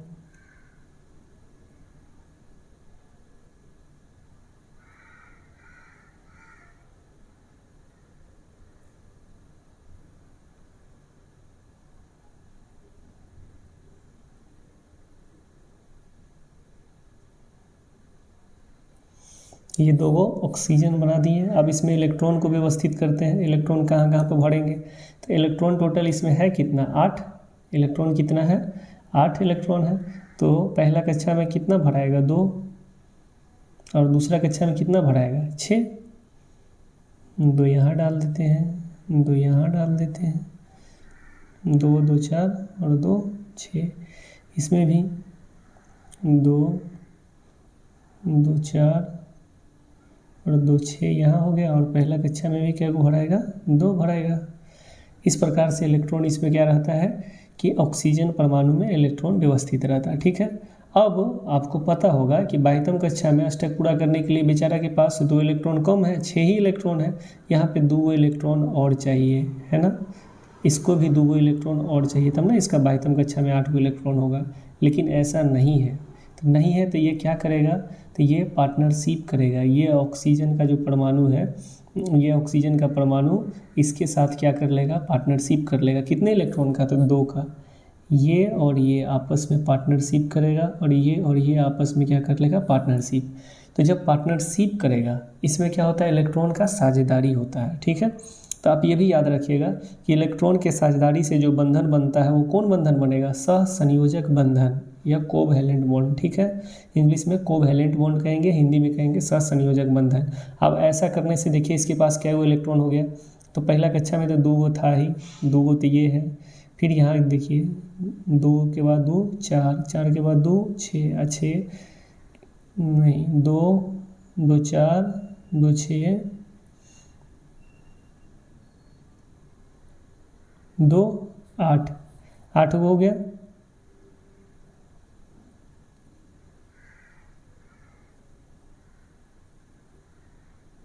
लेकिन इसका 22वीं कक्षा भरा नहीं, तो ये 2 जो इलेक्ट्रॉन है इसके साथ ये क्या कर लेगा? साझेदारी कर लेगा। ठीक है। तो इस हिसाब से 22वीं कक्षा में क्या वो इलेक्ट्रॉन इसका पुर जाएगा? 8। इसमें भी पहला कक्षा में क्या हो गया? 2 गो। दूसरा कक्षा में क्या हो गया? 4 गो, है ना। और 2 यहाँ है, तो दूसरा कक्षा में 6 गो इलेक्ट्रॉन हो गया। अब दूसरा कक्षा में अष्टक पूरा करने के लिए 8 चाहिए, लेकिन बेचारा के पास 6 ही है। तो ये पार्टनरशिप कर लेगा इधर वाला 2 इलेक्ट्रॉन से, तो इसके पास भी क्या हो जाएगा? 8। इस प्रकार से दोनों के बीच में कौन बंधन बनता है? डबल बाउंड बन रहा है। दिखाई दे रहा है 2 डंडा से डबल बाउंड बना। तो इसका आंसर क्या हो जाएगा? क्वेश्चन नंबर 61 का आंसर हो जाएगा ऑप्शन नंबर बी 2। ठीक है।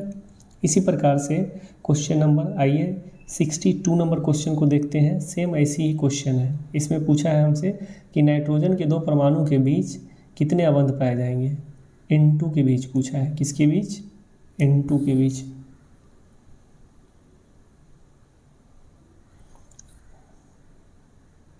देखिए इसका भी हम बना लेते हैं स्ट्रक्चर।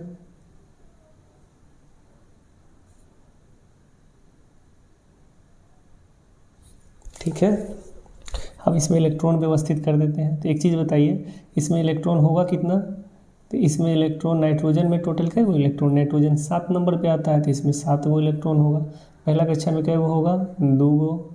इसके भी पहला कक्षा में कै गो होगा? 2 गो। अब जो बच गया 5 गो इलेक्ट्रॉन, 5 गो इलेक्ट्रॉन कहाँ होगा? तो 2 गो इधर होगा यहाँ पे, 2 गो इधर होगा यहाँ पे, एक और नीचे ले लेते हैं यहाँ पे।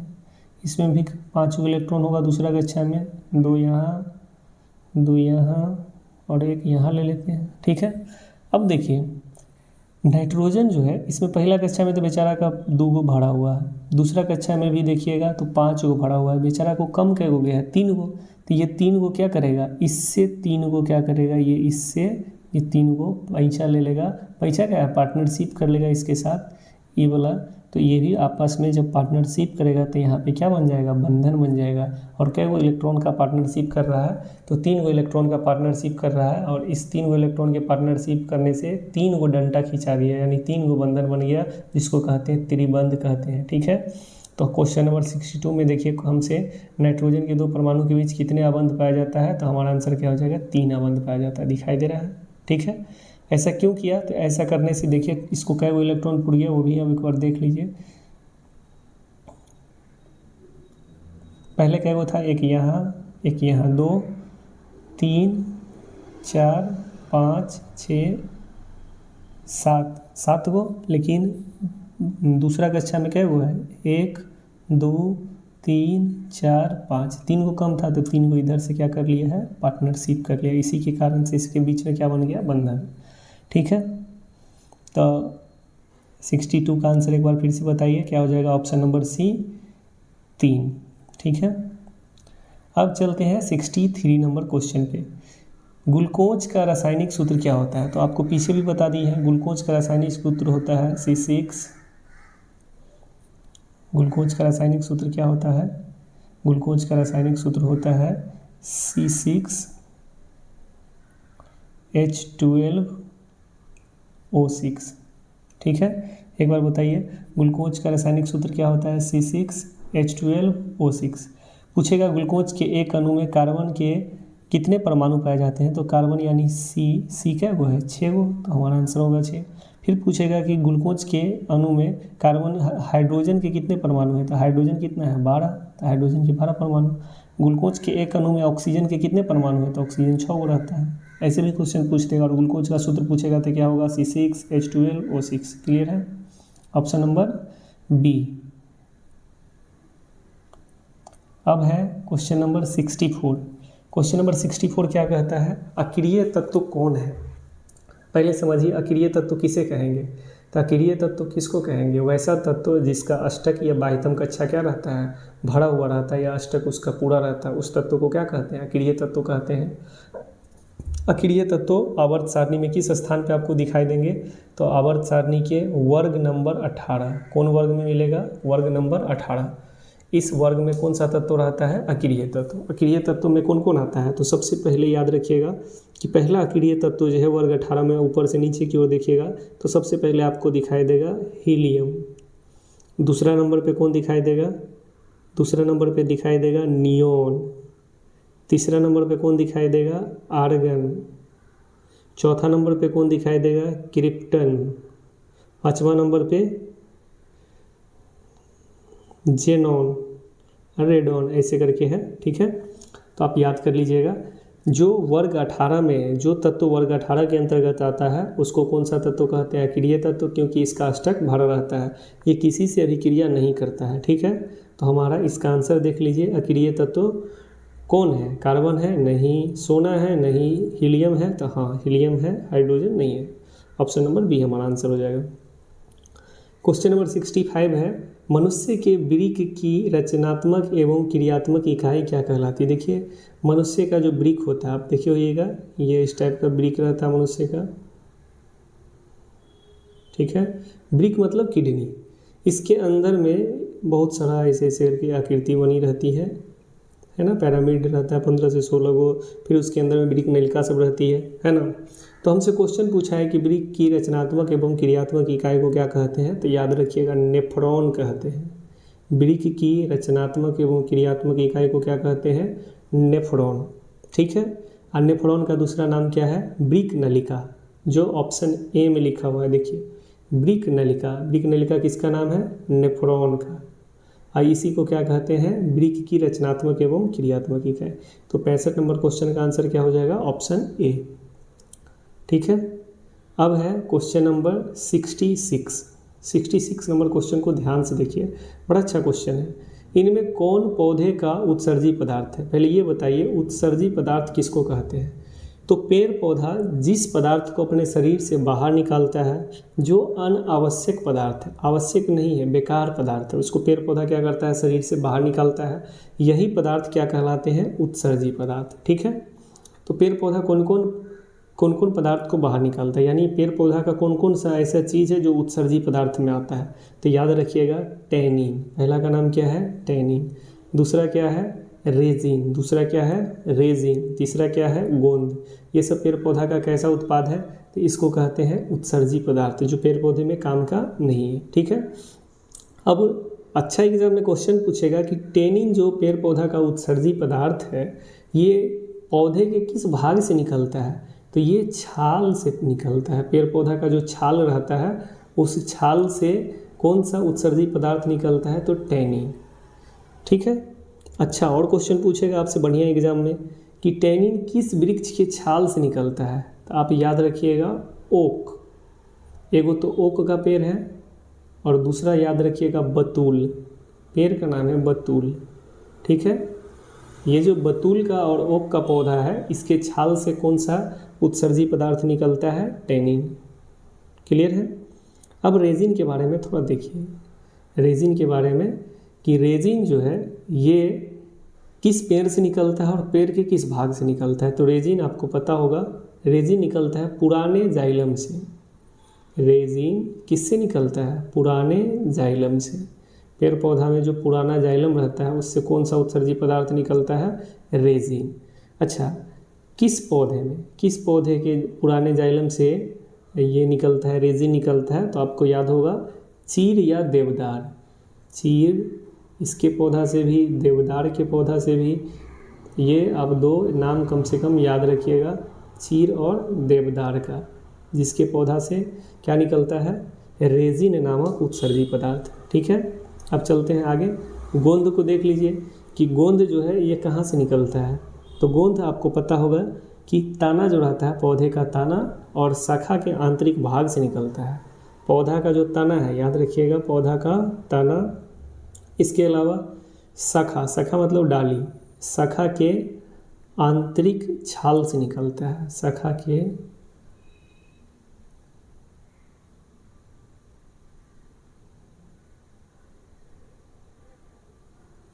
के आंतरिक छाल से क्या निकलता है, गोंद निकलता है। याद रहेगा कि शाखा के आंतरिक छाल से या तना से क्या निकलता है, गोंद निकलता है। और कौन कौन पेड़ में गोंद, तो सब देखिए होइएगा, सोहिजन के पेड़ से भी गोंद निकलता है, बबूल के पेड़ से भी गोंद निकलता है, नीम के पेड़ से भी गोंद निकलता है। जब इसके तना पर चोट लग जाता है तो आप देखिएगा वहाँ से पौधा क्या निकालता है, गोंद निकालता है। तो आप याद रखिएगा। इस क्वेश्चन का आंसर बताइए 66 का तब कि इनमें कौन पौधे का उत्सर्जी पदार्थ है, टेनिन है हाँ, रेजिन है हाँ, गोंद है हाँ, तो ऑल ऑफ इनमें से सभी, ठीक है। अब चलिए 67 नंबर क्वेश्चन पे कि एंड्रोजन है। 67 नंबर क्वेश्चन क्या है, एंड्रोजन है। एंड्रोजन के बारे में पूछा है। एंड्रोजन क्या है, तो पहले बात इसको कहते हैं नर हार्मोन। क्या कहते हैं, नर हार्मोन, नर हार्मोन। जो नर के शरीर में, पुरुष के शरीर में निकलता है, उस हार्मोन को कौन हार्मोन कहते हैं? नर हार्मोन। और एंड्रोजन कैसा हार्मोन है? तो आप याद रखिएगा कि एंड्रोजन जो है एक प्रकार का नर हार्मोन है। क्लियर है? एंड्रोजन एक प्रकार का क्या है? नर हार्मोन है। ठीक है, चलिए इसके अलावा नर हार्मोन जो होगा, एक दो और याद रखिएगा। सबसे पहले याद रखिएगा जो सबसे इम्पोर्टेंट है, टेस्टोस्टेरोन। टेस्टोस्टेरोन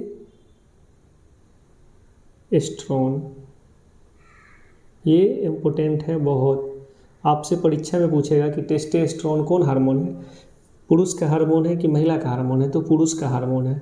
इसी हार्मोन की वजह से लड़का में मूछ दाढ़ी आता है, या लड़का में जो लड़का जैसा गुण पाया जाता है, ये किस हार्मोन के कारण से? तो टेस्टोस्टेरोन हार्मोन के कारण से। ठीक है, और एंड्रोजन से भी कैसा है? एंड्रोजन ये भी नर हार्मोन है, यानी पुरुष के शरीर में पाया जाता है। आपसे महिला के शरीर में भी पूछेगा कि महिला के शरीर में कौन हार्मोन पाया जाता है जनन से संबंधित, तो सबसे इम्पोर्टेंट है एस्ट्रोजन। याद रखिएगा, एस्ट्रोजन नामक जो हार्मोन है, ये महिला के शरीर में निकलती है। और महिला में या कोई लड़की में जो लड़की वाला गुण पाया जाता है, फीमेल में जो फीमेल वाला गुण पाया जाता है, किस हार्मोन के कारण से? तो एस्ट्रोजन नामक हार्मोन के कारण से। क्लियर है? तो एस्ट्रोजन कैसा हार्मोन है? एस्ट्रोजन एक प्रकार का मादा हार्मोन है या फीमेल हार्मोन है। ठीक है, इसका आंसर क्या होगा 67 का? तो 67 का आंसर हो जाएगा ऑप्शन नंबर ए। अब है 68 नंबर क्वेश्चन। 68 नंबर क्वेश्चन है कि दो तंत्रिका कोशिका के मध्य खाली स्थान को क्या कहते हैं? तो देखिए, ये तंत्रिका कोशिका है एक, ये दूसरा तंत्रिका कोशिका है। ये दोनों को जब ये दोनों आपस में ज्वाइंट होता है, जुड़ता है, तो इसके बीच में कुछ गैप पाया जाता है। इसके बीच में कुछ क्या पाया जाता है? गैप मतलब खाली स्थान। इस खाली स्थान को किस नाम से जानते हैं? तो इस खाली स्थान को कहते हैं सीनेप्स। इस खाली स्थान को किस नाम से जानते हैं? तो इस खाली स्थान को कहते हैं सीनेप्स। तो सीनेप्स खोजिए कहाँ पे है? ऑप्शन नंबर बी में आपको दिखाई दे रहा है सीनेप्स। क्लियर है?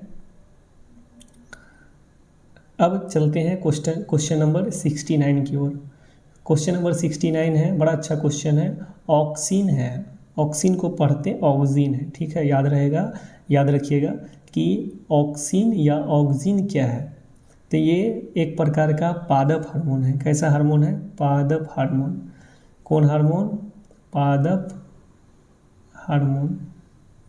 ठीक है, याद रहेगा। पादप हार्मोन की संख्या कितनी है? 5। पादप हार्मोन की संख्या कितनी है? 5। कौन कौन पादप हार्मोन है? हम एक बार रिवीजन करा रहे हैं, बढ़िया से आप लोग रिवीजन कर लीजिएगा। पहला पादप हार्मोन का नाम क्या है? ऑक्सीन। पहला पादप हार्मोन का नाम क्या है? ऑक्सीन। दूसरा पादप हार्मोन का नाम क्या है? जिब्रेलिन। दूसरा पादप हार्मोन का नाम क्या है? जिब्रेलिन। तीसरा पादप हार्मोन का नाम क्या है? साइटोकाइनिन। चौथा पादप हार्मोन का नाम क्या है? एब्सिसिक एसिड या एब्सिसिक अम्ल। और पांचवा पादप हार्मोन का नाम क्या है? एथिलीन। ठीक है, अब इस सब का काम भी बता रहे हैं, ध्यान से समझिएगा। चलिए एक एक करके हम आपको समझा रहे हैं। सबसे पहला पादप हार्मोन क्या है? ऑक्सीन या ऑक्सीन। ठीक है,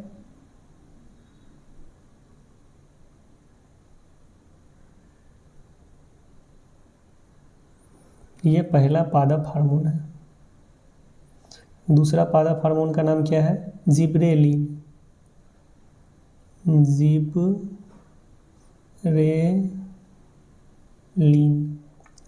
तीसरा पादप हार्मोन कौन सा है? तो तीसरा पादप हार्मोन का नाम है साइटोकाइनिन।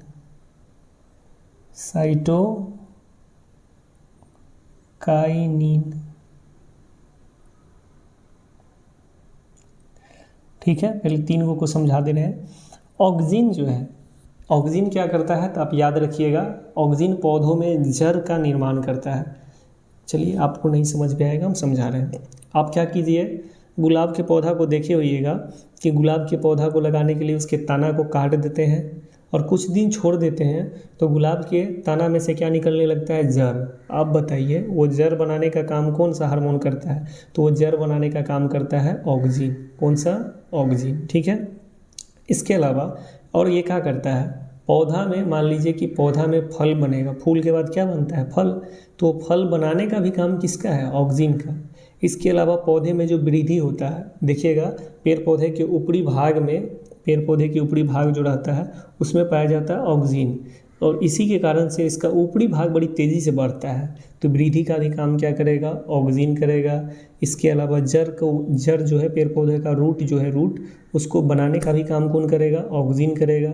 इसके अलावा फल का भी बनाना काम किसका है, ऑक्सीजन का। क्लियर है, इतना याद रखिएगा ऑक्सीजन से। अब जिब्रेलिन को बता रहे हैं, जिब्रेलिन को समझिएगा। जिब्रेलिन हार्मोन क्या करता है, तो इसका मेन काम है कि पौधा का जो तना है, तना जानते हैं ना, जड़ से ऊपर जो मोटा वाला भाग रहता है पौधा में, उसको क्या कहते हैं, तना। उस तना के लंबाई को बढ़ाना किसका काम है, जिब्रेलिन का काम है। तना की लंबाई को मोटा करना, मोटा नहीं बढ़ाना, मोटा बढ़ाना, सब ये किसका काम हो गया, जिब्रेलिन का काम हो गया। ठीक है। इसके अलावा फल देखे होइएगा, फल के आकार को बढ़ाना है तो कौन हार्मोन इसके लिए जिम्मेदार होगा, जिब्रेलिन हार्मोन। यहाँ तक क्लियर है। तीसरा पे आइए, तीसरा कौन सा हार्मोन है, साइटोकाइनिन। कौन हार्मोन, साइटोकाइनिन। अब साइटोकाइनिन का काम क्या है, तो साइटोकाइनिन क्या करता है, कोशिका का विभाजन करता है। साइटोकाइनिन क्या करता है, कोशिका का विभाजन। क्लियर है। इसके अलावा कि पत्ती को लंबे समय तक हरा रखने में मदद कौन हार्मोन करता है, साइटोकाइनिन। इसीलिए मान लीजिए कि फूल को हमको लंबा समय तक हरा रखना है, या फूल को मतलब मुरझाना नहीं है, अच्छा रखना है, सूखना नहीं चाहिए फूल, सब्जी को भी सूखना नहीं चाहिए, सब्जी हरा रहे, तो हम क्या करेंगे, उस पर साइटोकाइनिन हार्मोन का क्या करेंगे, प्रयोग करेंगे। क्लियर है। 3 को रिवीजन कीजिए। ऑक्सीजन हार्मोन का क्या काम है, जड़ को बनाना, फल को बनाना, और पौधे में जो ऊपरी भाग में ये पाया जाता है, तो पौधे के ऊपरी भाग को क्या करना, वृद्धि करना। ये 3 काम हो गया ऑक्सीजन का। जिब्रेलिन का काम क्या है, इसका 2 मुख्य काम है। तना को क्या करना, तना की लंबाई को बढ़ाना, और फल के आकार को, साइज जो हुआ फल का, फल जो है उसके साइज को बढ़ाना, आकार को बढ़ाना। ये 2 काम हो गया जिब्रेलिन का। साइटोकाइनिन का भी 2 काम याद रखिएगा। साइटोकाइनिन पहला काम क्या करता है, कोशिका का विभाजन करता है, और दूसरा काम क्या बोले हैं कि पत्ती को जल्दी सूखने नहीं देता है। ठीक है, सूखने से बचाता है। तो ये 3 काम हो गया, 3 हार्मोन हो गया जो आपको हम बता दिए। 2 और है, उसको भी देख लेते हैं। अब कौन सा है, अब जो अगला हार्मोन है उसका नाम है एब्सिसिक एसिड। क्या नाम है,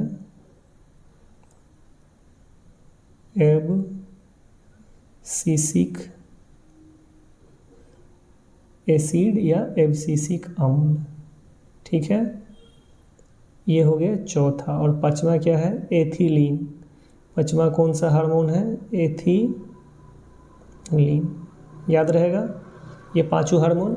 तो एब्सिसिक एसिड का काम देखिए। एब्सिसिक एसिड क्या करता है, तो पौधों में वृद्धि को रोकता है, यानी पौधों को में जो पौधा भी देखिएगा एक समय के बाद बढ़ना बंद कर देता है, तो पौधे में वृद्धि को रोकने का काम कौन करेगा, एब्सिसिक अम्ल करेगा, एब्सिसिक एसिड करेगा।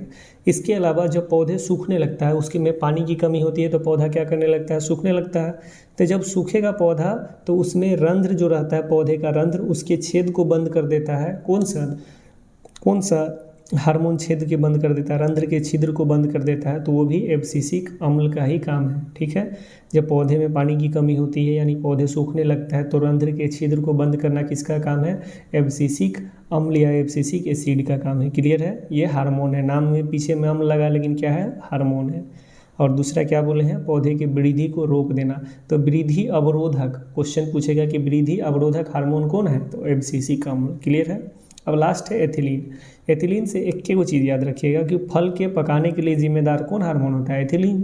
पौधों का जो फल पकता है किस हार्मोन के कारण से, एथिलीन। क्लियर है। तो हम उम्मीद है कि आपको 5 हार्मोन अच्छा से समझा दिए। अगर नहीं समझ में आए तो वीडियो को थोड़ा बैक करके 2-3 बार देख लीजिए, याद हो जाएगा। इस प्रकार से अब क्वेश्चन नेक्स्ट पे आते हैं। हमारा नेक्स्ट है क्वेश्चन नंबर 70। धीरे धीरे पहुँच गए 70 पे। 70 नंबर क्वेश्चन कहता है कि ग्वाइटर अथवा घेघा होता है।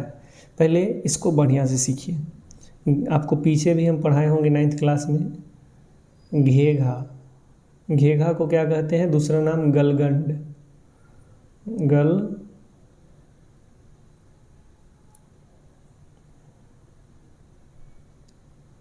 गलगंड।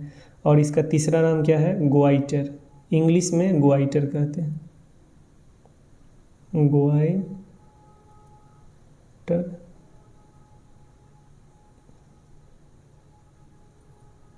ठीक है, ये 3 गो नाम बता दिए किस बीमारी का, घेघा रोग का। घेघा को क्या कहते हैं, गलगंड रोग कहते हैं या ग्वाइटर रोग कहते हैं। क्लियर है। अब ये बीमारी होता कैसे है हम अच्छा से समझा रहे हैं, एक बार समझ लीजिए। क्लियर है? तो चलिए देखते हैं ये बीमारी होता कैसे है। तो आप सबसे पहले समझिएगा कि हमारा ये गला है, ये हमारा गला है। गला में पाया जाता है ग्रंथि। कौन सा ग्रंथि? तो थायराइड ग्रंथि। थायराइड ग्रंथि। मनुष्य के जो गला है, ये गला, इस गला में कौन सा ग्रंथि पाया जाता है? थायराइड ग्रंथि। आपसे क्वेश्चन भी पूछेगा कि थायराइड ग्रंथि कहाँ पाया जाता है, तो मनुष्य के गला में। ठीक है। थायराइड ग्रंथि में एक हार्मोन रहता है, यानी थायराइड ग्रंथि से एक हार्मोन निकलता है जिसका नाम है, इसी से मिलता जुलता, थायरॉक्सिन। कौन सा हार्मोन? थायरॉक्सिन।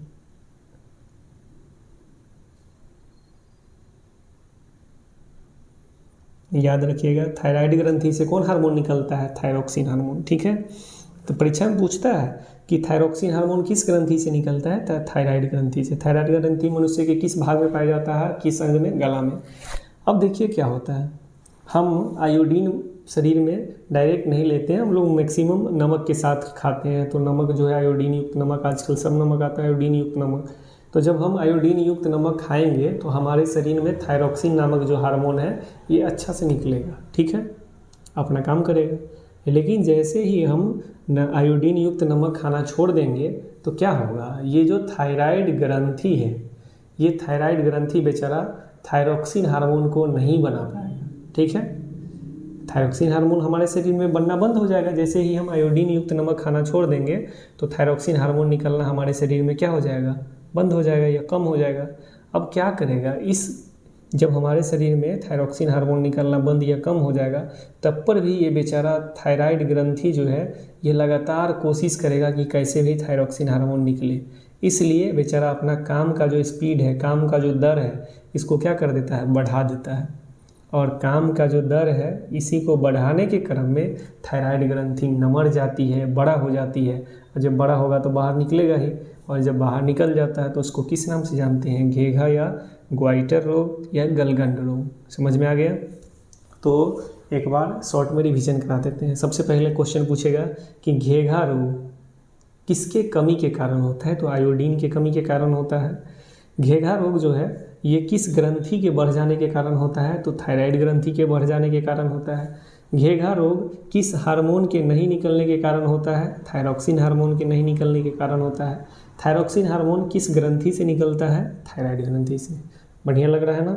सीख रहे हैं ना आप? हम उम्मीद है कि पूरा, अगर आप 5 को मेरा सेट साइंस का देखिएगा, 10वां का पूरा 80 में 80 आपको आ जाएगा, ऑब्जेक्टिव 40 में 40 आ जाएगा। क्लियर है? मन लगा के पढ़िए। नेक्स्ट क्वेश्चन पे आते हैं। क्वेश्चन नंबर 71, शुक्राणु बनता है। शुक्राणु आप देखे भी होइएगा, शुक्राणु कैसा रहता है? ऐसा रहता है, कैसा रहता है शुक्राणु? तो ये जो शुक्राणु है, पूछ रहा है कि ये शुक्राणु बनता कहाँ पे है। तो शुक्राणु कहाँ पे बनता है वो समझिए। शुक्राणु पहले बात पुरुष के शरीर में पाया जाता है, महिला के शरीर में शुक्राणु नहीं पाया जाता है। और शुक्राणु बनता है पुरुष के शरीर में पाया जाता है ब्रीसन। क्या पाया जाता है?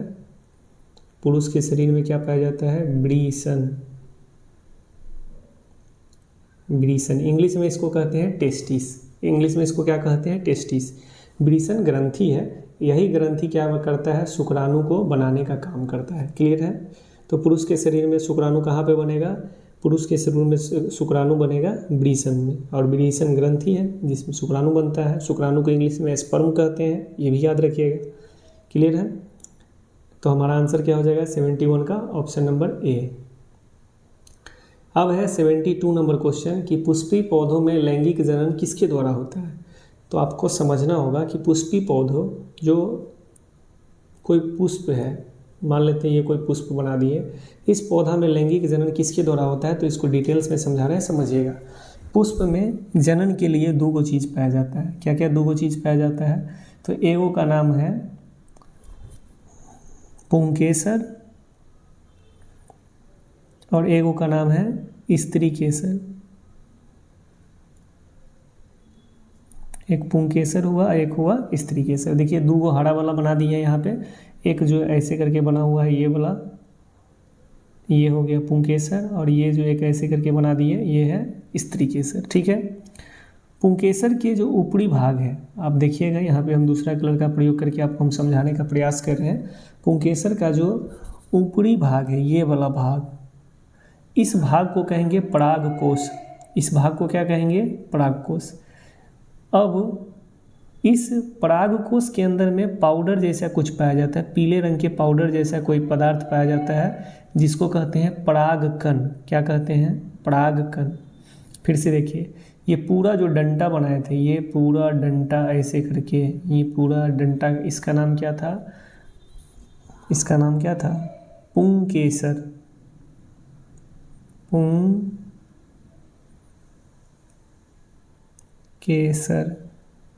ठीक है। फिर बोले हैं पुंकेसर का जो ऊपरी भाग है, पुंकेसर के ऊपरी भाग को कहेंगे परागकोश। ये जो है, ये वाला पार्ट जो है, इसको क्या कहेंगे? परागकोश। और इस परागकोश के अंदर जो पाउडर है उसको कहेंगे परागकण। क्या कहेंगे? परागकण। इंग्लिश में पोलेन कहते हैं। ये परागकण क्या होता है? जब हवा हुआ या कीट उट बैठता है तो ये पाउडर जो है परागकण, ये इस पे आके गिर जाता है।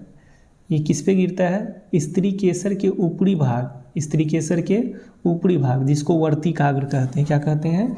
वर्तिकाग्र। ये परागकण जो है, ये परागकण, ये यहाँ से निकल करके कहाँ गिरने लगता है? स्त्री केसर के वर्तिकाग्र पे। इस क्रिया को कहते हैं निषेचन। क्या कहते हैं? निषेचन। तो हमको ये बताइए, निषेचन जब होगा तो कैसे होगा कि परागकण के ऊपरी भाग में परागकोश, परागकोश के अंदर में क्या रहता है? परागकण। परागकण निकलेगा और कहाँ जाएगा? स्त्री केसर जो ये है, स्त्री केसर के ऊपरी भाग में वर्तिकाग्र पे गिर जाएगा। कौन गिरेगा? पाउडर, परागकण। तो ये क्रिया क्या कहलाएगा? निषेचन। और निषेचन हो जाएगा तो फूल में क्या बनना चालू हो जाएगा? फूल में फल बनना शुरू हो जाएगा, ठीक है। तो हमसे क्या क्वेश्चन पूछा है कि ये जो निषेचन हुआ यानी लैंगिक जनन हुआ पुष्प में, ये किस भाग में हुआ है? तो बड़ा आसान क्वेश्चन था, फूल में होता है, ठीक है। क्योंकि फूल में क्या पाया जाता है? पुंकेसर और स्त्री केसर। फूल के नर भाग को क्या कहते हैं? पुंकेसर। और फूल के मादा भाग को क्या कहते हैं? स्त्री केसर। क्लियर है? अब बहुत इंपॉर्टेंट क्वेश्चन पे आते हैं, क्वेश्चन नंबर 17 पे। कौन सा question? Question number 17। Question number 17 है, पुस्तक द ओरिजिन ऑफ स्पीसीज किसके द्वारा लिखा गया है? कौन सा पुस्तक का बात कर रहा है? The origin of species. याद रखिएगा, द ओरिजिन ऑफ स्पीसीज लिखा है चार्ल्स डार्विन। कौन वैज्ञानिक लिखा है? Charles Darwin. और चार्ल्स डार्विन अपना एक सिद्धांत भी दिया था। कौन सिद्धांत दिया था? चार्ल्स डार्विन का सिद्धांत था विकासवाद और प्राकृतिक चयन। परीक्षा में क्वेश्चन पूछता है कि विकासवाद और प्राकृतिक चयन का सिद्धांत किसने दिया है? तो चार्ल्स डार्विन ने दिया है। क्या बोले हैं? एक बार लिख दे रहे हैं, विकासवाद। कौन सिद्धांत? विकासवाद एंड विकासवाद और प्राकृतिक चयन। प्राकृतिक चयन, विकासवाद और प्राकृतिक चयन का जो सिद्धांत है, ये कौन वैज्ञानिक दिया है? Charles Darwin. और चार्ल्स डार्विन ये सिद्धांत किस किताब में दिया था? तो उसकी किताब का नाम था द ओरिजिन ऑफ स्पीसीज। याद रहेगा इतना? तो ये तो याद रहेगा। परीक्षा में दो गो वैज्ञानिक पूछता है, या तो ये पूछेगा चार्ल्स डार्विन से, तो दो गो क्वेश्चन है। चार्ल्स डार्विन का किताब द ओरिजिन ऑफ स्पीसीज का नाम पूछ देगा कि द ओरिजिन ऑफ स्पीसीज किसके द्वारा लिखा है? तो चार्ल्स डार्विन के द्वारा। या क्वेश्चन पूछ देगा कि विकासवाद और प्रकृति चयन का सिद्धांत कौन वैज्ञानिक दिया है? तो चार्ल्स डार्विन। दूसरा क्वेश्चन क्या पूछेगा वो भी सीख लीजिए। दूसरा क्वेश्चन अगर हमसे पूछेगा तो दूसरा वैज्ञानिक से पूछेगा, जो ऑप्शन बी में दिया हुआ है लैमार्क, इससे क्वेश्चन पूछेगा। ये भी एक किताब लिखा हुआ है, फिलोसफिक जूलॉजिक।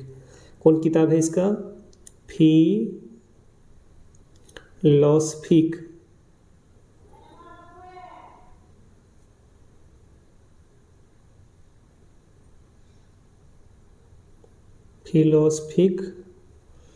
जूलॉजिक।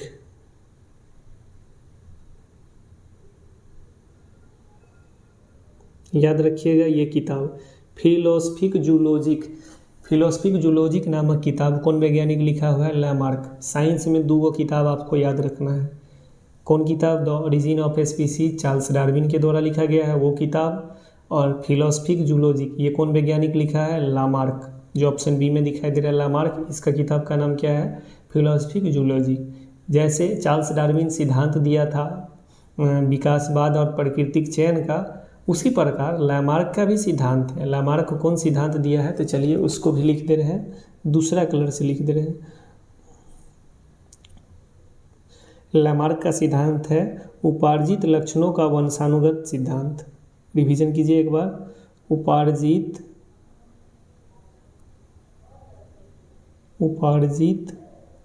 लक्षणों का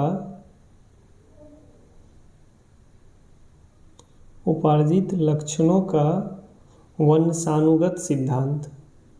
उपार्जित लक्षणों का वंशानुगत सिद्धांत, ये सिद्धांत किसका है, जो हरा कलर से लिखे हैं, उपार्जित लक्षणों का वंशानुगत सिद्धांत, तो ये है लैमार्क का। लैमार्क का किताब कौन सा है, फिलोसफिक जूलॉजी। क्लियर है, फिर से एक बार रिवीजन करा रहे हैं। चार्ल्स डार्विन का किताब का नाम बताइए, अभी बताए थे, the origin of species. Charles Darwin का कौन सा किताब है, the origin of species. Charles Darwin कौन सिद्धांत दिया था, विकासवाद और प्राकृतिक चयन का। चार्ल्स डार्विन कौन सा सिद्धांत दिया था, विकासवाद और प्राकृतिक चयन का। जबकि लैमार्क का जब हम बात करेंगे तो लैमार्क का कौन सा किताब है, फिलोसफिक जूलॉजी किसका किताब है, लैमार्क का। लैमार्क कौन सा सिद्धांत दिया है, उपार्जित लक्षणों का वंशानुगत सिद्धांत। इसको बार बार कॉपी पे लिख के याद कीजिएगा, ये क्वेश्चन 2025 बोर्ड में पूछ दिया है, ठीक है। और जो बच्चा 97 नंबर लाया था उससे एक मिस्टेक हो गया था, नहीं तो उसका नंबर 98 रहता है। क्लियर है, और ये हम जानते हैं, उसको हम बोले भी थे कि ये क्वेश्चन हमारे सेट का क्वेश्चन था। हम बोले थे उसको कि तुम इस क्वेश्चन को, हम तो इस क्वेश्चन क्या सब क्वेश्चन को बोलते ध्यान से पढ़ो, लेकिन हो जाता है गलती। आप लोग ये गलती नहीं कीजिएगा। क्लियर है, नेक्स्ट क्वेश्चन पे आते हैं। Question number 74। क्वेश्चन नंबर 74 है, डेंगू उत्पन्न करने वाले मच्छर किस तरह के जल में रहता है। ये क्वेश्चन अगर आप नहीं पढ़िएगा तो गलती हो जाएगा। पहला ऑप्शन है साफ जल, दूसरा गंदा जल, तीसरा खारा जल, चौथा मृदु जल। तो इसका आंसर याद रखिएगा कि जो मच्छर डेंगू उत्पन्न करेगा वो साफ जल में रहता है। अगर आप नहीं पढ़ते तो आप मार देते गंदा जल में, पक्का मारते, लेकिन आपका आंसर हो जाता है गलती। याद रखिएगा जो मच्छर डेंगू उत्पन्न करेगा वो किस जल में रहेगा, साफ जल में, ठीक है। अब कौन सा मच्छर है जो डेंगू उत्पन्न करता है, ये भी तो क्वेश्चन है, ये भी तो हमसे पूछेगा अच्छा एग्जाम में कि डेंगू कौन मच्छर से उत्पन्न होता है। तो उसका नाम है एडीज एजिप्टी। Aedes aegypti. याद रखिएगा किस मच्छर के काटने से डेंगू होता है, तो एडीज एजिप्टी नामक मच्छर के काटने से कौन बीमारी हो जाएगा, डेंगू। आपको पीछे मलेरिया भी पढ़ाए थे कि मलेरिया किस मच्छर के काटने से होता है, तो मलेरिया होता है मादा एनोफिलीज मच्छर के काटने से। कौन मच्छर के काटने से मलेरिया होता है, मादा एनोफिलीज मच्छर के काटने से। कैसे, तो मादा एनोफिलीज मच्छर का जो मुंह था उसके मुंह में एक परजीवी पाया जाता था जिसका नाम था प्लाज्मोडियम। कौन परजीवी, प्लाज्मोडियम। जब मादा एनोफिलीज मच्छर हमारे शरीर में काटता है तो अपने मुंह में जो प्लाज्मोडियम नामक परजीवी था उसको हमारे रक्त में क्या करता है, छोड़ देता है, और हमको कौन बीमारी हो जाएगा, मलेरिया। डेंगू से जब क्वेश्चन आएगा कि डेंगू किस पानी में रहता है, डेंगू मच्छर किस पानी में रहता है, तो याद रखिएगा साफ जल में रहता है। और किस मच्छर के काटने से डेंगू होगा, तो एडीज एजिप्टी नामक मच्छर के काटने से। क्लियर है, तो 74 का ऑप्शन नंबर ए हो जाएगा। अब चलते हैं नेक्स्ट क्वेश्चन पे, 75 नंबर क्वेश्चन पे आगे देखते देखते। फ्लोएम ऊतकों द्वारा कार्बोहाइड्रेट का परिवहन होता है। फ्लोएम ऊतक के द्वारा कार्बोहाइड्रेट का परिवहन होता है, तो इसका आंसर याद रखिएगा कि फ्लोएम ऊतक जो है ये कार्बोहाइड्रेट का जो परिवहन करेगा सुक्रोज के रूप में करेगा। किसके रूप में, सुक्रोज के रूप में। ऑप्शन डी में है सुक्रोज, इसके रूप में। अब फ्लोएम आ गया तो जाइलम को क्यों छोड़े, ठीक है। तो जाइलम फ्लोएम में एक बार अंतर देख लेते हैं। कौन सा, जाइलम और फ्लोएम दोनों में अंतर देख लेते हैं। देखिए हमारे शरीर में परिवहन का काम कौन करता है, रक्त करता है, ब्लड करता है। जबकि पेड़ पौधा में परिवहन का काम कौन कौन करता है, या तो करेगा जाइलम या तो करेगा फ्लोएम, यानी ये दोनों मिलकर के क्या करता है, पेड़ पौधा में परिवहन का काम करता है। जबकि हमारे शरीर में, मनुष्य के शरीर में परिवहन का काम कौन करेगा, रक्त करेगा, रक्त यानी ब्लड। जबकि पेड़ पौधा में परिवहन का काम कौन करेगा, जाइलम और फ्लोएम दोनों करेगा, ठीक है। अब परीक्षा में क्वेश्चन पूछता है कि जाइलम और फ्लोएम में अंतर क्या है, तो याद रखिएगा जाइलम और फ्लोएम में निम्नलिखित अंतर है। पहला अंतर बता रहे हैं, जाइलम जो है जल और खनिज लवण का परिवहन करता है। किस किस चीज़ का? जाइलम दो चीज़ का परिवहन करता है। पहला जाइलम करेगा जल का और खनिज लवण। खनिज लवण को इंग्लिश में मिनरल्स कहते हैं। तो जल और खनिज लवण का परिवहन कौन करेगा? तो जल और खनिज लवण का परिवहन करेगा जाइलम। क्लियर है? फ्लोएम क्या करता है? तो पेड़ पौधा के पत्ता में बनता है खाना। ठीक है, पेड़ पौधा के पत्ता में क्या बनेगा? खाना। और इस खाना को पेड़ पौधा के विभिन्न भाग में, तना में, जड़ में, डाली में, फूल में, फल में, हर जगह इसको भेजना रहता है। तो पेड़ के पत्ता में बना खाना को विभिन्न भागों में पहुंचाने का काम किसका है? फ्लोएम का है। ठीक है, एक अंतर बता दिए। दूसरा अंतर, जाइलम की कोशिका क्या होती है? मृत होती है। मृत मतलब मरी हुई होती है, जबकि फ्लोएम की कोशिका क्या रहती है? जीवित रहती है। तीसरा अंतर, जाइलम जो है, जाइलम नीचे से ऊपर की ओर जाता है, यानी ऊपरी दिशा में गति करता है, जबकि फ्लोएम पत्ता में बना खाना हर जगह जाएगा। तो फ्लोएम विभिन्न दिशा में गति करेगा, जबकि जाइलम केवल ऊपरी दिशा में गति करेगा। चौथा क्या है? जाइलम फ्लोएम में अंतर चौथा, तो याद रखिएगा, जाइलम में क्या पाया जाता है? जाइलम में पाया जाता है वाहिनिकाएँ। वाहिकाएँ और वाहिनिकाएँ किसमें पाया जाता है? जाइलम में। जाइलम में वाहिकाएँ एवं वाहिनिकाएँ पाई जाती है, जबकि फ्लोएम में क्या पाया जाता है? चालनी नलिका। ये क्वेश्चन पूछेगा कि चालनी नलिका, चालनी, याद रखिएगा, सी ट्यूब कहते हैं इंग्लिश में इसको, चालनी नलिका। चालनी नलिका किसमें पाया जाता है? जाइलम में कि फ्लोएम में? तो चालनी नलिका पाया जाता है फ्लोएम उत्तक में। ठीक है, जबकि जाइलम में क्या पाया जाएगा? वाहिकाएँ एवं वाहिनिकाएँ जाइलम में, जबकि फ्लोएम में क्या पाया जाएगा? चालनी नलिका। उम्मीद है जाइलम और फ्लोएम में अंतर समझ में आया होगा। नहीं समझ में आएगा तो वीडियो को पीछे करके नोट कर लीजिएगा कॉपी में, इसको याद कीजिएगा। मोस्ट इंपॉर्टेंट क्वेश्चन है, जाइलम फ्लोएम से परीक्षा में बार बार पूछता है क्वेश्चन। अब है 76 नंबर। देखते देखते हम 76 पे आ गए। 76 नंबर क्वेश्चन कहता है कि अमीबा में अधिकांश पोषण कैसा होता है? अमीबा में, ये मान लेते हैं अमीबा बना दिए, तो ये अमीबा में जो पोषण होगा, ये अधिकांश पोषण कैसा होगा? तो अमीबा में जो अधिकांश पोषण होता है, आप याद रखिएगा कि अंतर्ग्रहण विधि द्वारा होता है। कैसे? यानी ये भोजन है, तो अमीबा का जो ये आगे वाला जो पैर है, जिससे अमीबा भोजन को पकड़ता है या चलता है, जिसको कूटपाद कहते हैं, इसी से अमीबा क्या करता है? चलता भी है और भोजन को पकड़ता है। पकड़ करके क्या करेगा? भोजन को अंदर लेगा, जिसको क्या कहेंगे? अंतर्ग्रहण। तो अमीबा में अधिकांश पोषण कैसे होगा? अंतर्ग्रहण विधि से होगा। ठीक है, अब चलते हैं 77 नंबर क्वेश्चन की ओर कि इथेन के एक अणु में कितने सहसंयोजक बंधन पाए जाते हैं? ठीक है, तो देखते हैं इथेन का सूत्र क्या होता है। इथेन का सूत्र आप पढ़े होइएगा केमिस्ट्री में, C2H6, यानी कार्बन 2 गो और हाइड्रोजन 6 गो से मिलकर के क्या बनता है? इथेन बनता है ना। तो इसका हम संरचना बना रहे हैं, इसका संरचना देख लीजिए कैसा बनेगा।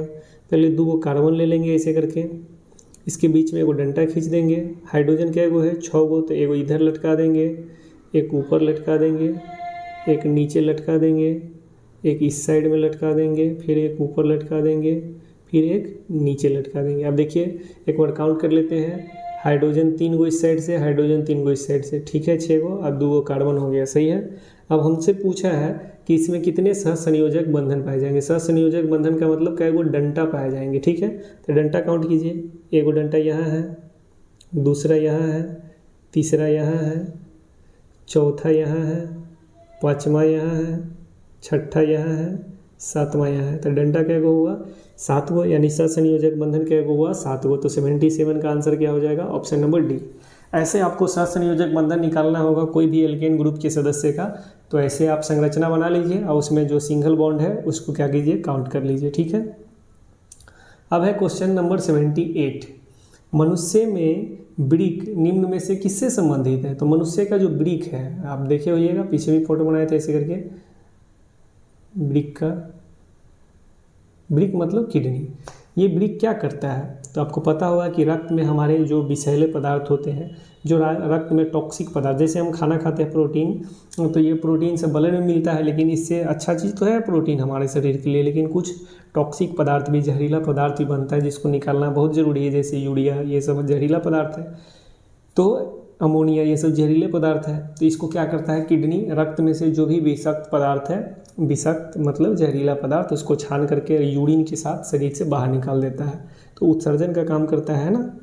तो किडनी क्या करता है, रक्त को छानता है। तो ये किससे जुड़ गया, उत्सर्जन तंत्र से। तो 79 का आंसर क्या हो जाएगा कि तंत्रिक 78 का आंसर क्या होगा कि निम्न में से वृक्क किससे संबंधित है। तो वृक्क संबंधित है उत्सर्जन तंत्र से। ठीक है, अब है क्वेश्चन नंबर 79, तंत्रिका तंत्र के रचनात्मक एवं क्रियात्मक इकाई को क्या कहते हैं। देखिए तंत्रिका तंत्र से जब भी क्वेश्चन आएगा, पहले एक चीज़ याद रखिएगा कि हमारे शरीर में जब पैर उड़ में कील गड़ जाता है या कहीं पे दर्द उर्द होता है, तो ये सब सूचना ब्रेन को कौन पहुंचाता है, तंत्रिका तंत्र, है कि नहीं। पैर में कील गड़ा, हमको दर्द का एहसास हुआ, तो पैर में की कील जब गड़ा तो यहाँ का तंत्रिका तंत्र सब जुड़ा रहता है ब्रेन से। ये सूचना किसको भेजता है, ब्रेन को। ठीक है, तो तंत्रिका तंत्र से याद रखिएगा कि तंत्रिका तंत्र के रचनात्मक एवं क्रियात्मक जो इकाई है, कौन कौन, ये वर्ड याद रखिएगा, रचनात्मक एवं क्रियात्मक इकाई, इसको क्या कहते हैं, तो न्यूरॉन कहते हैं। लिख दे रहे हैं न्यूरॉन, है ना।